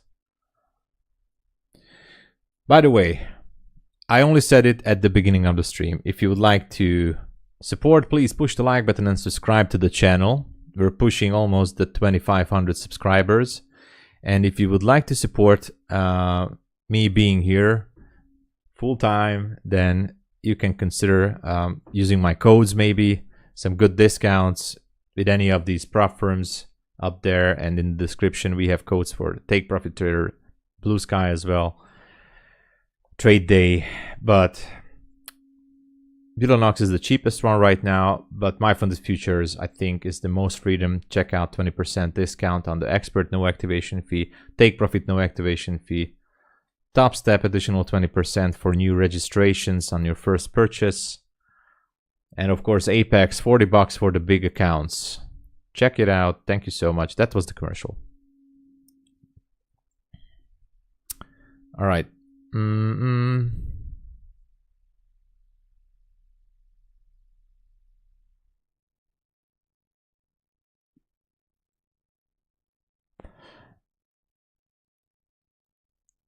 Okay, so let's see the chart. Whoa. Oh yeah, okay. This was actually beautiful. Dude, this was beautiful. This is nice. You nailed it, actually, on the 1 minute. Absolutely nailed it. This is nice. Gerald, good morning.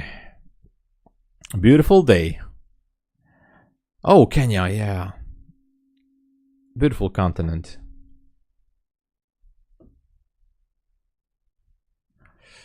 From the country on Gen Z, Kenya. Very good entry, yeah. Very good entry.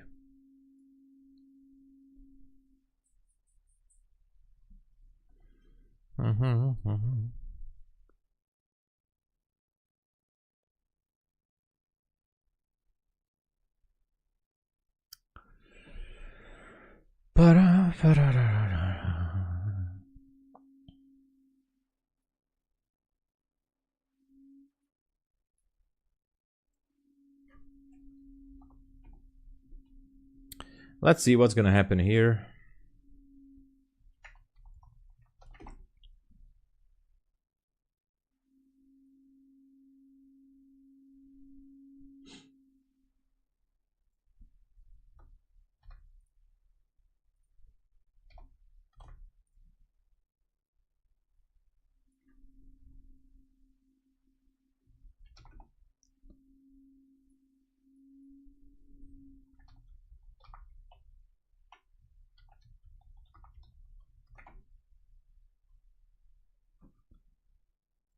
All right.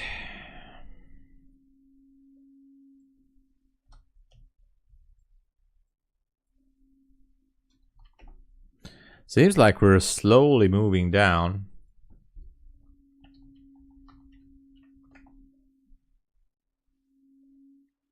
slowly moving. I'm just checking some chart. So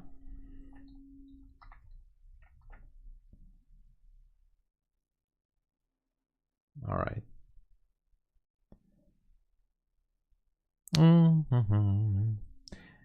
I'm happy. My PAPEX account, nice. It's approved.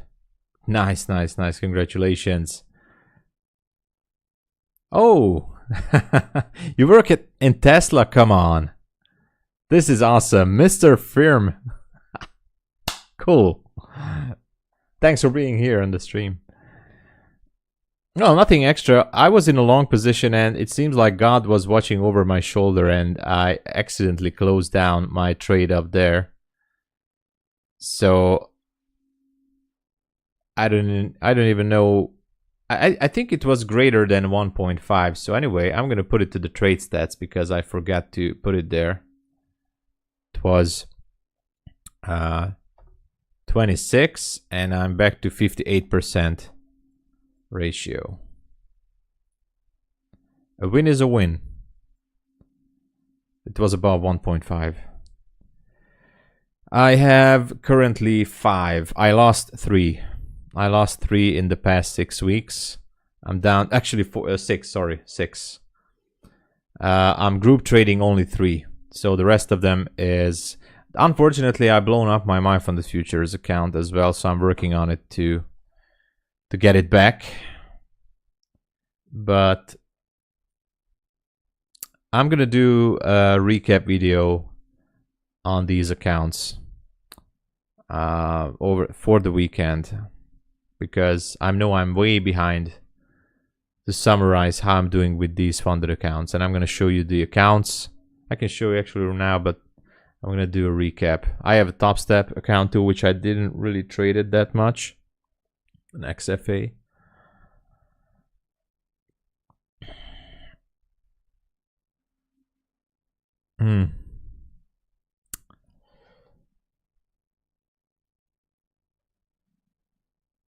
Give MH an idea of getting 40 for my first account. I don't know how to get 40 bucks for your first account. Well, you know, a lot of ways to make 40 bucks, I think. You know, once back in the years, I was taking Polaroid pictures from tourists. And I made some good money. Really.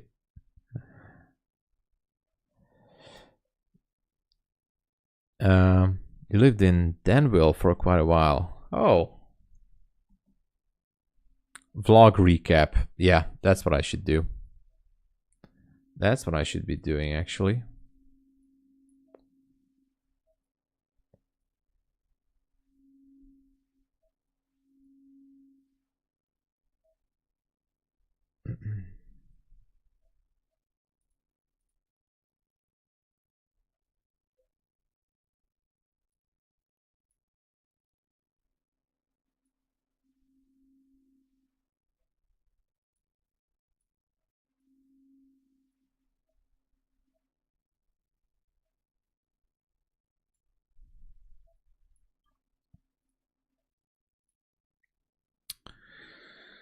Okay.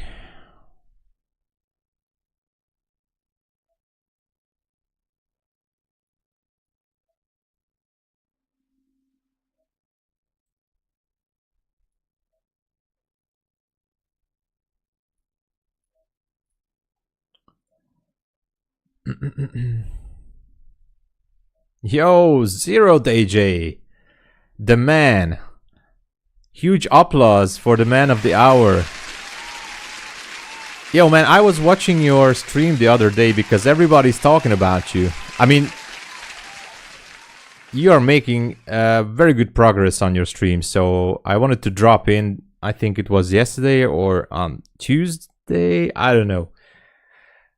Well, I like the energy you put in the stream, dude. It was so awesome to watch you.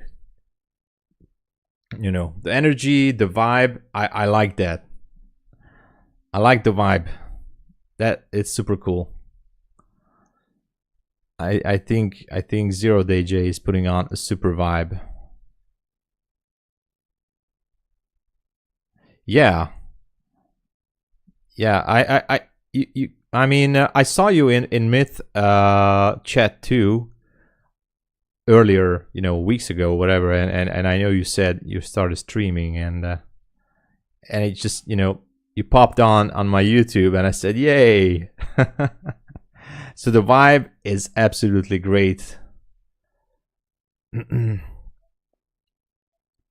Well, I don't know about that.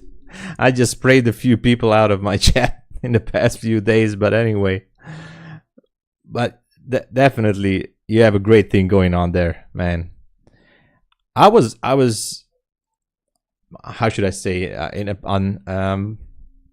was absolutely positively surprised that how many people got attracted. Yeah, Myth is great. Yeah, we love Myth. And I saw that I think you nuked 1 or 2 accounts there, but I like the way you progress and you keep going. And by the way, I have to tell you that anyone, and just as saying it to everybody who is on YouTube and trading, huge respect to anyone who is sharing the journey on YouTube about trading. Huge respect, because it takes an enormous extra pressure and energy to do that. So, and that's why I'm saying the vibe is awesome there. I wanted to chat, but I was a little bit busy, but I put you on the screen and I was watching. I was actually listening to you. I mean, and I saw, oh my God, these guys are really, really pushing there. No, no, I don't think. No, I think people are drawn to the vibe, to the energy, and and you put it there. That's for sure. I'm a slow trader. I know that's what people are saying. I'm trading micros. My journey is much slower. I'm taking much less risk because that's how I do it. But some people like it. Many people don't. I don't care. I'm just pushing it slowly. That's it. Yeah. Dude, I have to jump on your stream. So actually, I don't even know what is going on. We still have 1 hour from kill zone.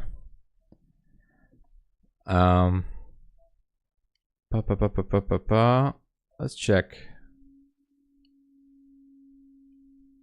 What do I think of this? This is the 5 minute. Well, I see what you're doing here, but I am not profitable than you are. I took some payouts, 0 DJ, but I'm definitely down in the negative overall. So it's a journey. So yeah, I'm seeing this. So yeah, it's a journey. No, I'm not looking for a trade currently. Yeah. So I think that trade is not too valid anymore. Which one was that? It was the previous one, because this here is a different swing move. So I'm not looking for this move because it's already happened. If it goes down and breaks this structure, probably it's going to break this, and I would not enter into a long down there. If you look on the 15 minute, then maybe, because on the 15 minute, well, no, because there's a swing low. So this area currently is not interesting to me to take any long positions. It's too much way down. If it goes down here, I'm afraid we're going to go back to the midnight area. So it's not my thing. But no, not yet. But you know what? I'm going to jump in. I'm going to jump onto that after the stream. DCA. DJ. Okay. All right. Hey, Rivis. It's almost end of the month. How profitable was this month to you? On the funded accounts, I'm up 2,000. Two accounts are up 1,700 each, so that's 3,400. But I'm still not at the payout threshold, and one account is up 600. But I'm not at the payout threshold, so I can't go for payouts.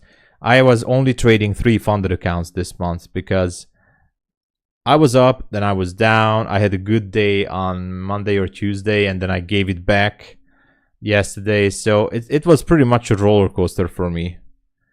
And I lost 3 funded accounts in the past 6 weeks. So these 3 accounts are up, but I can't take a payout yet. I'm gonna put a recap video about the month and the week over the weekend. So I'm gonna show you the details of the account, everything that I've done. I have some new evaluations that I'm trying to go with. So we'll see how it goes. Currently a little bit of a struggle. I wanted to take a payout by the end of June, but it is what it is. You know, I'm behind schedule. But he's streaming on YouTube, Isham. He's streaming on YouTube.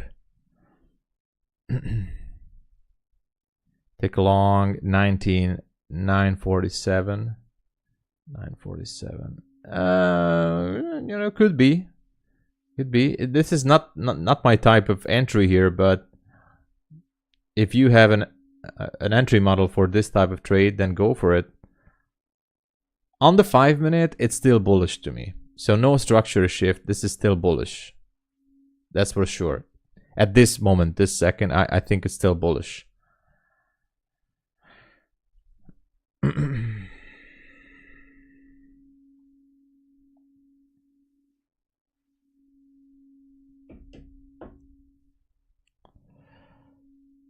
Yeah, I mean, if you click on his name, you should be able to jump into his channel, but I'm trying to let me go to the chat. Where is the chat? Hold on. I have to. If you click on left mouse button on his name, it says go to channel. But I'm gonna paste it.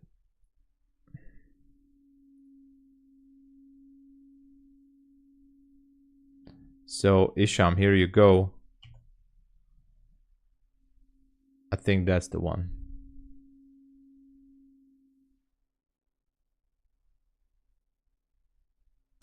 We bounced off the daily open.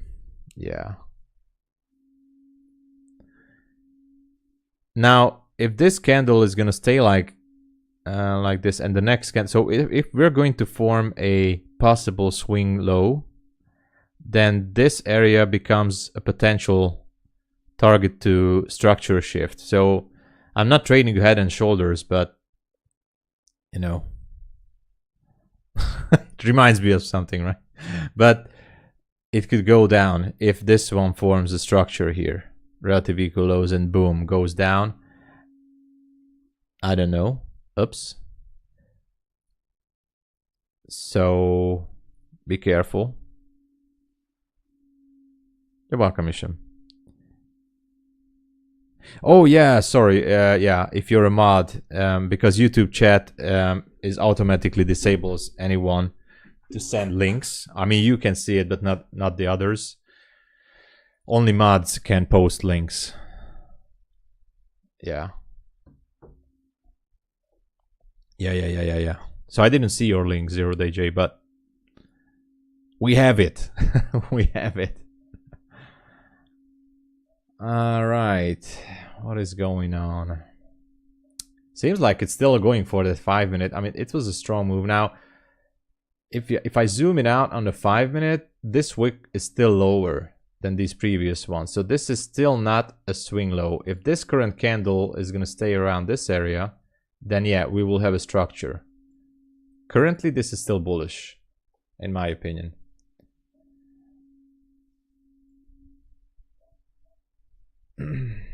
Move up retest at 32. get those 130 orders. Yeah.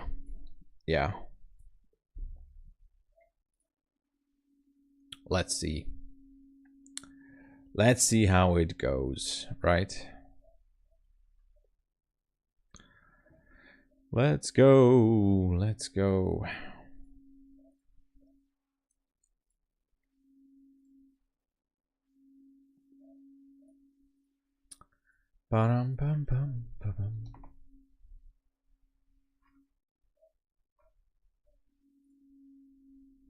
Yeah, it's still looking to go up.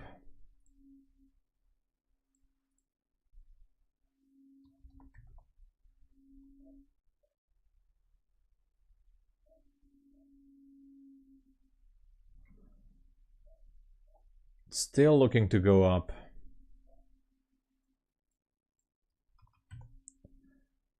Let's see if there's going to be a shift or not.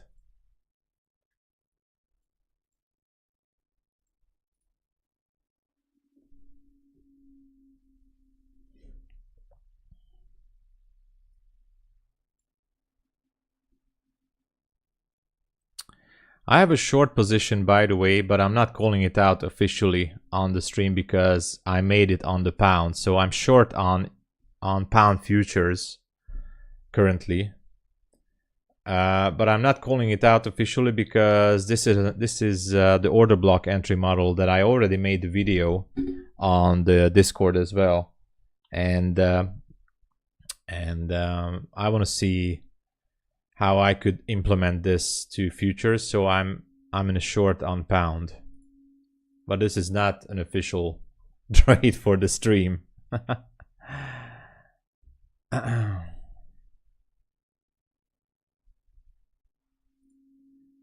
I went short on pound here. So this is my short trade on pound based on the 15-minute order block. So just letting you know, but this is not official. I'm not putting this to my stream journal or anything. This is for testing purposes only on one separate evaluation account. So, and only made on order block, purely on an order block trade.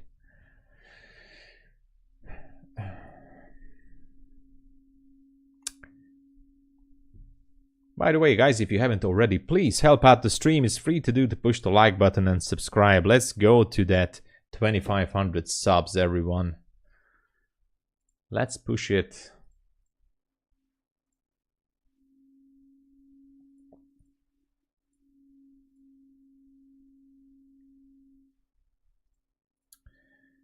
All right, what's happening?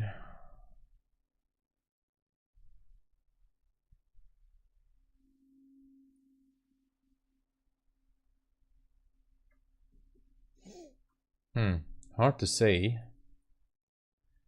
Gotta be very careful here if you guys want to take a short, or sorry, a long, because if it shifts down these relative equal lows, then that could be an issue.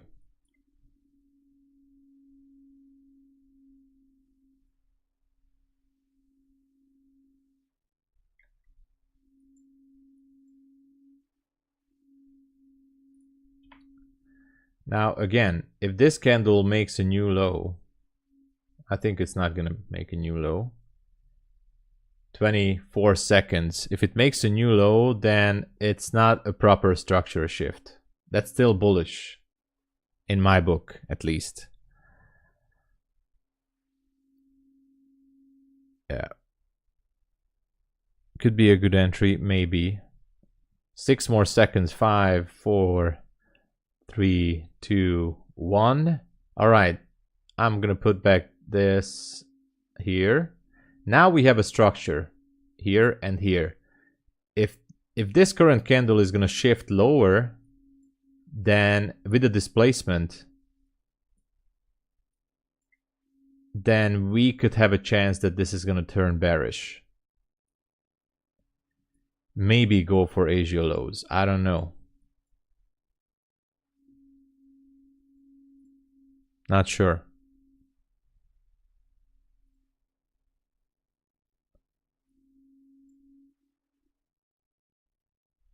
let's see what it does. We have some good targets down there. I do like this order block. So maybe if I see a good shift to the downside, I might gonna take it. If I have a proper entry, of course.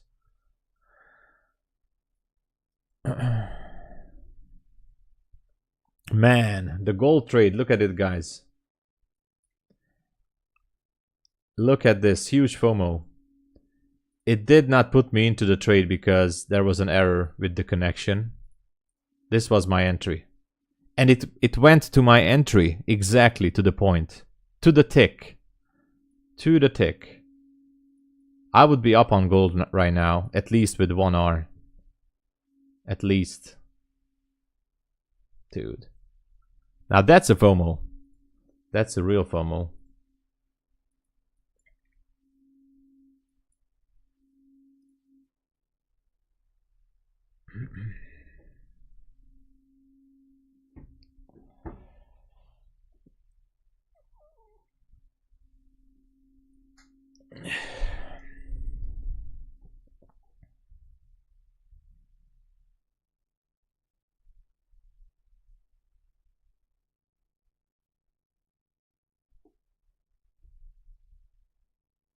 Yeah, it's a good entry.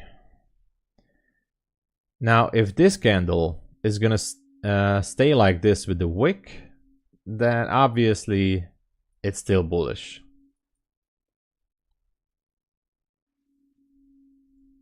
At least that's what I think. Because right now it still looks bullish. Could be wrong, but dude, I'm gonna go crazy on the gold trade. It's getting closer to my original TP, and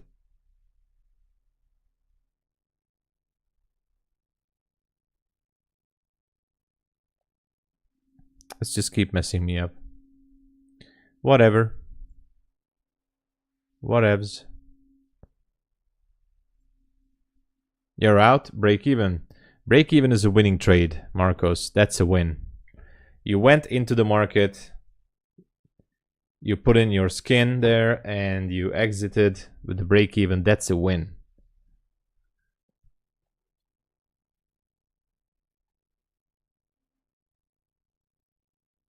That is a win. Guys, look at gold. Huge FOMO.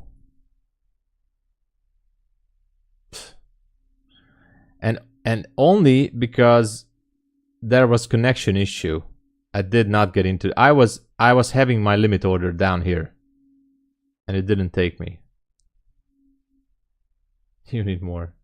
Greed is good. That's what Gordon Gekko says, you know. Greed is good. But don't overtrade. Watch out for that. For possible short. All right.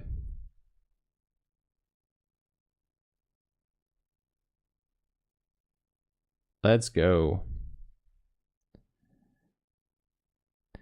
Aryub, not too many times. I'm just picking up gold. I was trading gold last year, 2023, until the summer. I was trading gold with very less success. So I started with futures last year, September, and then I left gold, and that was it. And so because we have gold futures on these prop firms, I thought that, you know, maybe when London is slow or whatever, let's see if I can focus on more than one market other than NQ. It's more risk, obviously. I'm trying to pick up gold again. So in the past, I was talking about this since the past few months, but since like 2 or 3 weeks, I'm trying to look for entries on gold. And this one is going to drive me crazy that I'm not in it.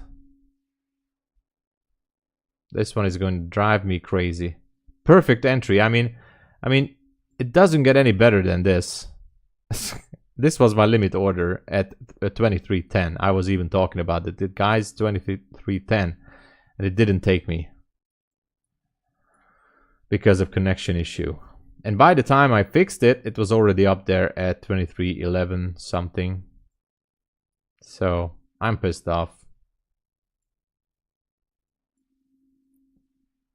Gold is crazy. Yeah. Gold can do crazy stuff, that's for sure. That is, and heavily manipulated, especially, you know, gold tends to move crazy. If a politician, it doesn't even have to be related to economics. If a politician says something bad or good, gold starts to go weird. So gotta watch out when there's some you know, someone from the Fed is talking, or someone from ECB or whatever, because then gold can go super crazy. Got in at 12.6. Dude. All right, you're in it. In it to win it. The mid-level here is yesterday, the drop that happened yesterday. That's the mid-level at 23.17. So I think it's a clear way until then. Clear road. Sorry. Not gold and Nasdaq. The definition of crazy. Yeah, gold spot should be at least 10K. Yeah, I mean nowadays especially. Silver should be at 150. Oh yeah, yeah, I agree. And overall, fundamentally, I'm definitely bullish on gold, especially if we anticipate that there could be some kind of a recession. But I don't know shit about economy or economics, but sometimes I read articles and I watch some interviews with some big people, whatever. I try to understand it, but most likely everybody is talking about recession this year around October, November. They say markets are going to crash around October and November. I don't know. So have to stay bullish on gold, I think. My wife is bullish on gold. Yeah. I imagine, yeah. Everybody's wife and girlfriend is bullish on gold. Most likely. Everyone.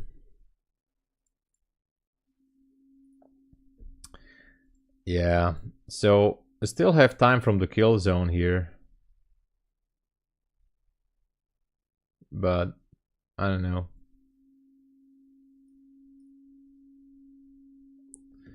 Damn it, gold. This is gonna ruin my day. This FOMO.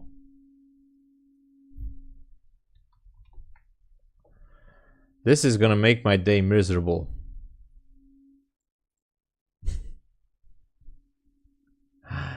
This is going to make my day total. I would be, if I would get triggered into this one, if there were no issues with Quanta or whatever, I would be holding this trade, that's for sure. I'm 100% sure I would be holding this trade still. Man, I can't watch it. It's messing me up. A bunch of scumbags. Yeah. Guys. Anyway.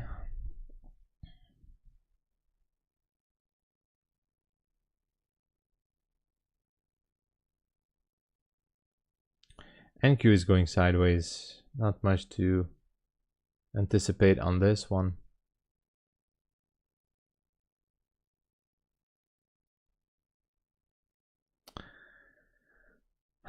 We have to wait for the move, I guess.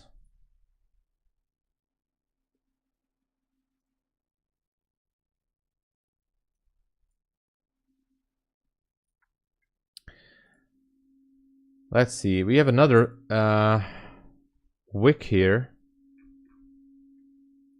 on NQ. Is it going to displace lower? Let's watch it. Are we gonna have it? Are we going to have it?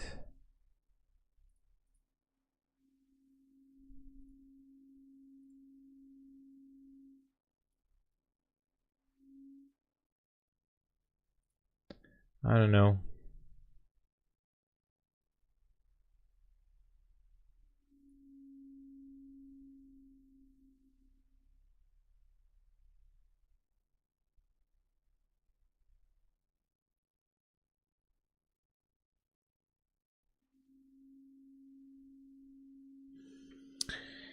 Okay, still going lower a little bit. I feel like it could be breaking that 45, but I would be sweating a little bit if I would be long here, but anyway.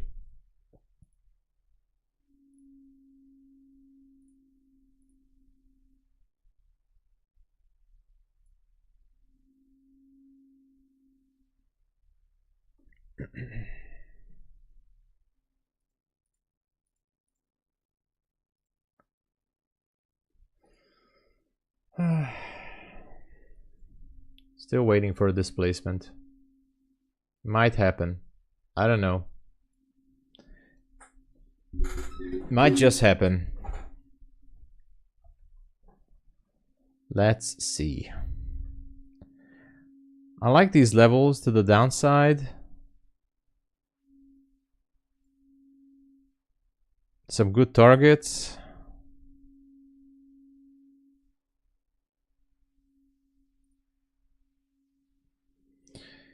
If we do at 46 go lower, yeah, it could go lower. I would say we could be reaching the midnight area, EST, Eastern Standard Time, so the 9:11-ish.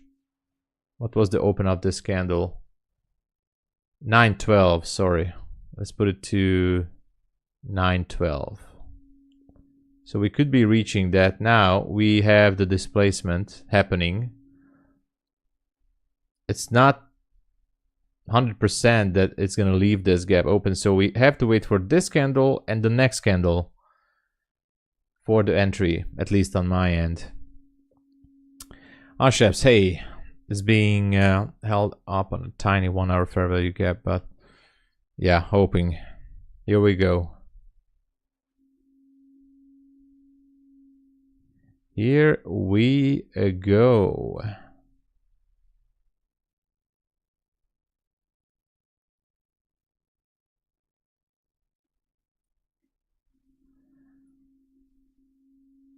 Let's see.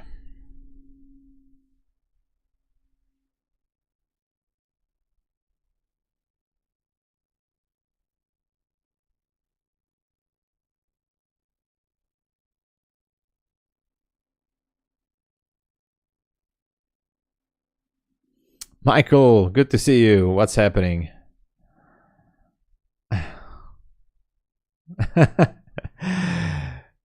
Kopány Laca. Hey there!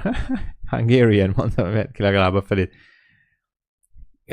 Nice to see you on the stream. Where are you from? Did I see you before, or you just changed the name?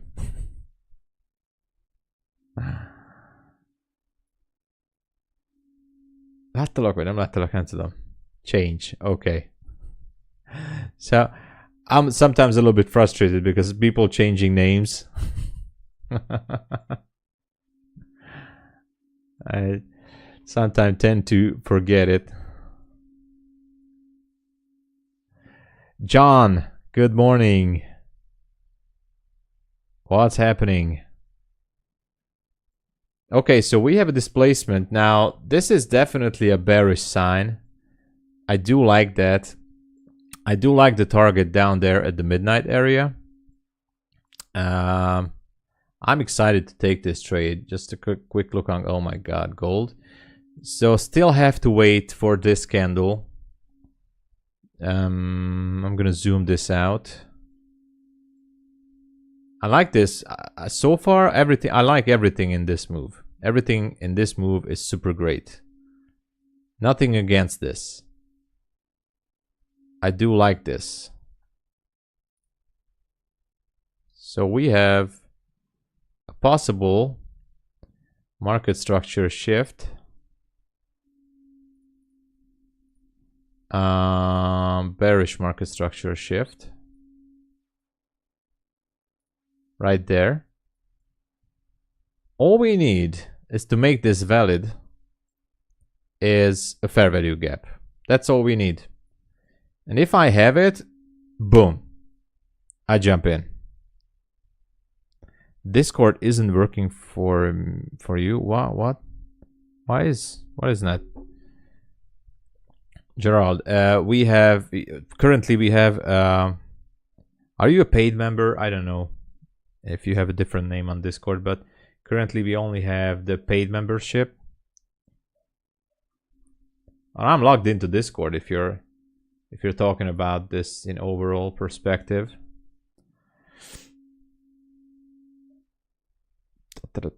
You buy? All right. Pull back to 44. Yeah. Somewhere around there. 3 more minutes. The swing high of this move is there. So currently I would like to see price to go to that level. Risk reward is great. Everything checks out on this trade, guys. I like this. But we have to wait for the market. What the market wants. Sopham, hey. Fair value gaps to fill, finishing at 906. Yeah. 2 minutes and 23 seconds to finish this move. If we have the entry, I'm going to take it. If we have the entry. But I'm still waiting. Full TP hit. Hey, Ashef, sorry. Congratulations.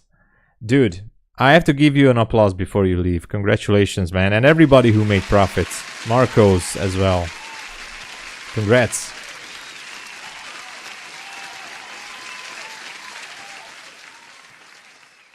Tom, you use only moving average. This is the VWAP. I don't really use it. I have no entry based on this. I just leave it there to see it in case market would react to it or something. But I definitely not trade with the VWAP. This is not an entry model for me. I know a lot of traders use it. Huge respect. I don't use it, but I like to see it, you know, as a level that we're approaching, but I don't trade it. You're welcome. I want to see it.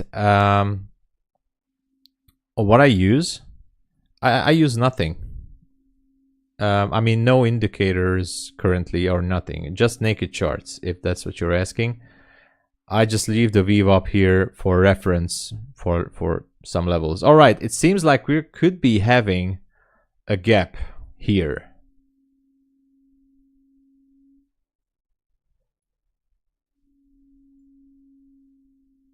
Let's see. Still 38 seconds. Risk to reward ratio is good. My entry would be 47, I think. Yeah, limit order at 47. I'm putting it on.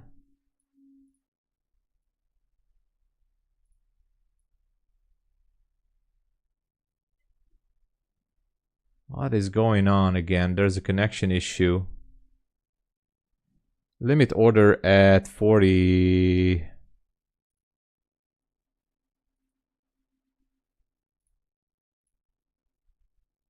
Seven.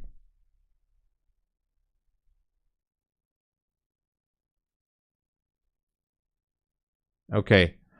I have to disconnect and reconnect because there is some connection issue going on. I think I have to even restart Quant Tower. Dude, I don't know what's going on, but disconnect. Try this. Connect again. I have latency issue both with TOPSTEP and BULENOX currently.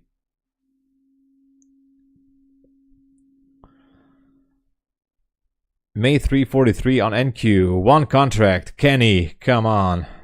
You deserve an applause too. One more applause. Cover your ears. No. Everybody who made profits. Nice.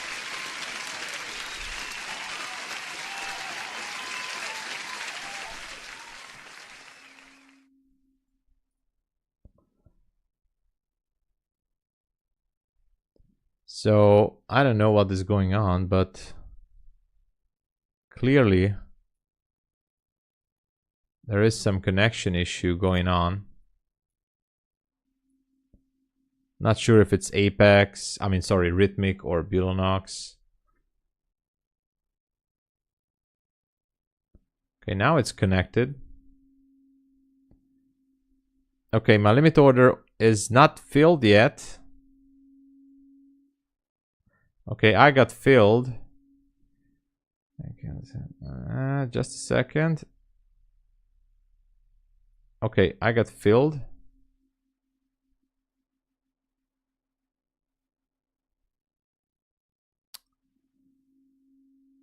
Take profit down there. You know, we'll see.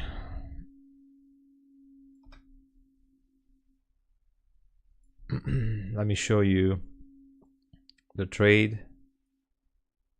Here's the trade.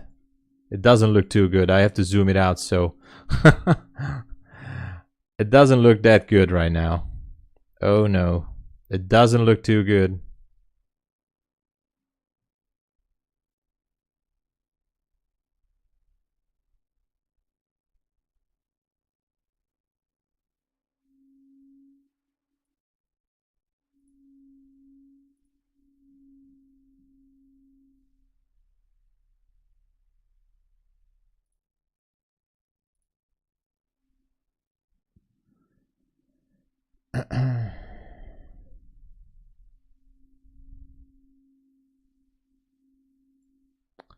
Don't like it. Risking small. Dirty move. Dirty move. Could be incoming, you know.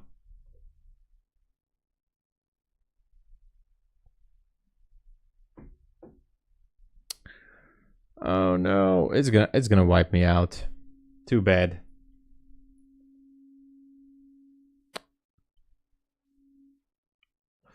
Marcus is bullish. Camille, hey, what's up? Re-entry at 44. Yeah, might have been looking on the wrong time frame here. On the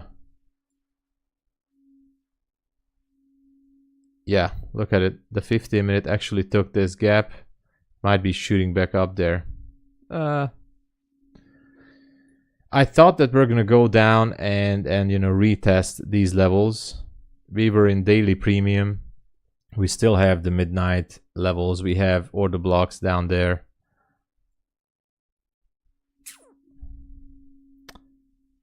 I thought that is gonna happen, but it's not happening.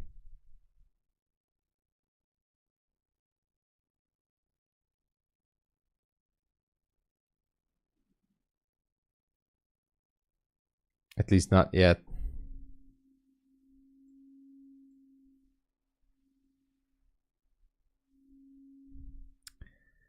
Super risky.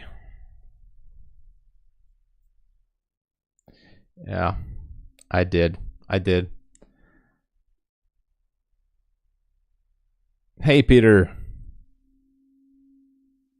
On the 15-minute, it bounced. Yeah, the 15-minute, you know, put it back up there. A little bit frustrating, but you know, I was really anticipating that after it was looking for and it swept some liquidity up there, it could go down to those levels. If you go to the 15-minute, you see some order blocks as well.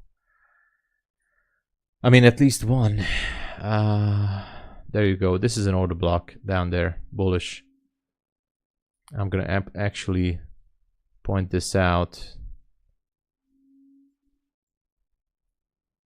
with a different color. So yeah, I don't like this. Damn it. I'm giving back my profit. I was actually lucky before, you know, because this trade that I took earlier would have been a stop loss anyway. So that was by luck. So I guess I should be grateful even if I got taken out from this trade.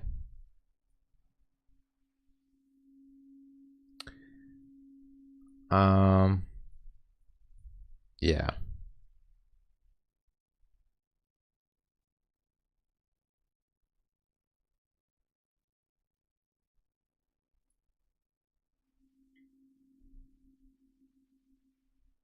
Damn it.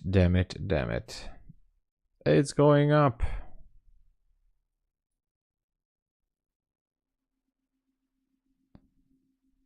It's going up. It can still shift higher and target that fair value gap up there.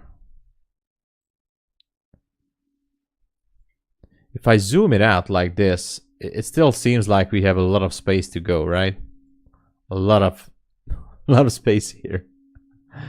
It's only like 3 points and I'm out. I mean, zoom it in.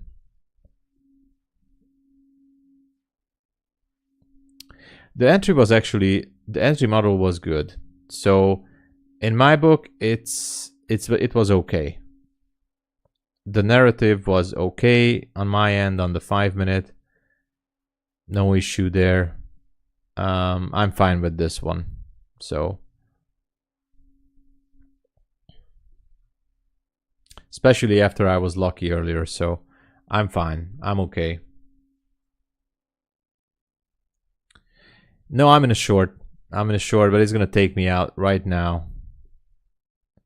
It's gonna poke higher. No, I'm not doing that. I'm waiting for my entry model. I'm just waiting for my entry.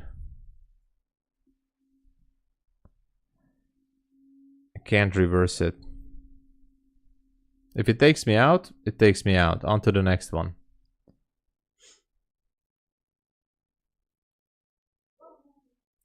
The dog is barking at my neighbors, so that's bullish. That was the final the final confirmation that it's gonna shoot up. Oh well. That is what it is. It was still an exciting session. Yeah. Just get me out from this trade. Come on, Nasdaq. Just get me out from it. Get me out from this trade, please, please. At this point, I just really want to get out from this. I don't like when it's just staying like in this position. Come on. Let's get on with it. There you go. All right.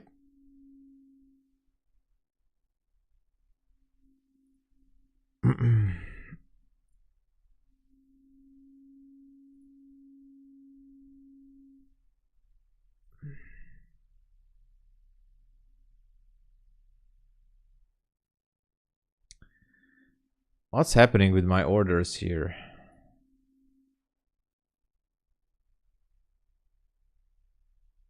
One, two, three. Okay, everything's fine.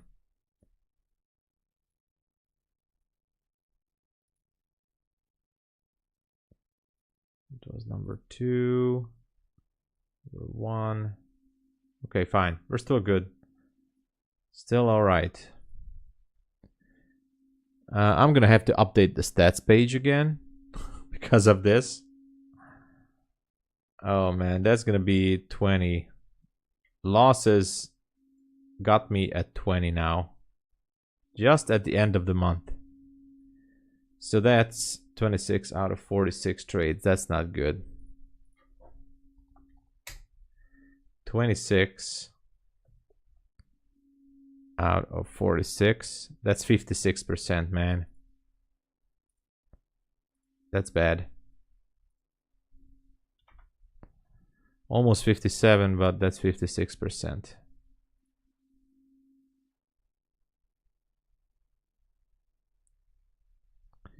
I don't want to join, Marcus, but I wish you Good luck with it.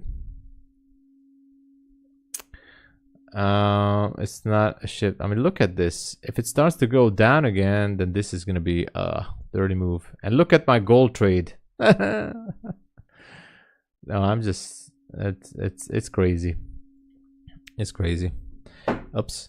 Anyway, guys, I'm gonna call it here because obviously I gave back some profits, and I'm still happy that I managed to get out at, I mean, overall break-even session. The gold trade is definitely messed up my brain right now. Look at this, and all because of connection issues.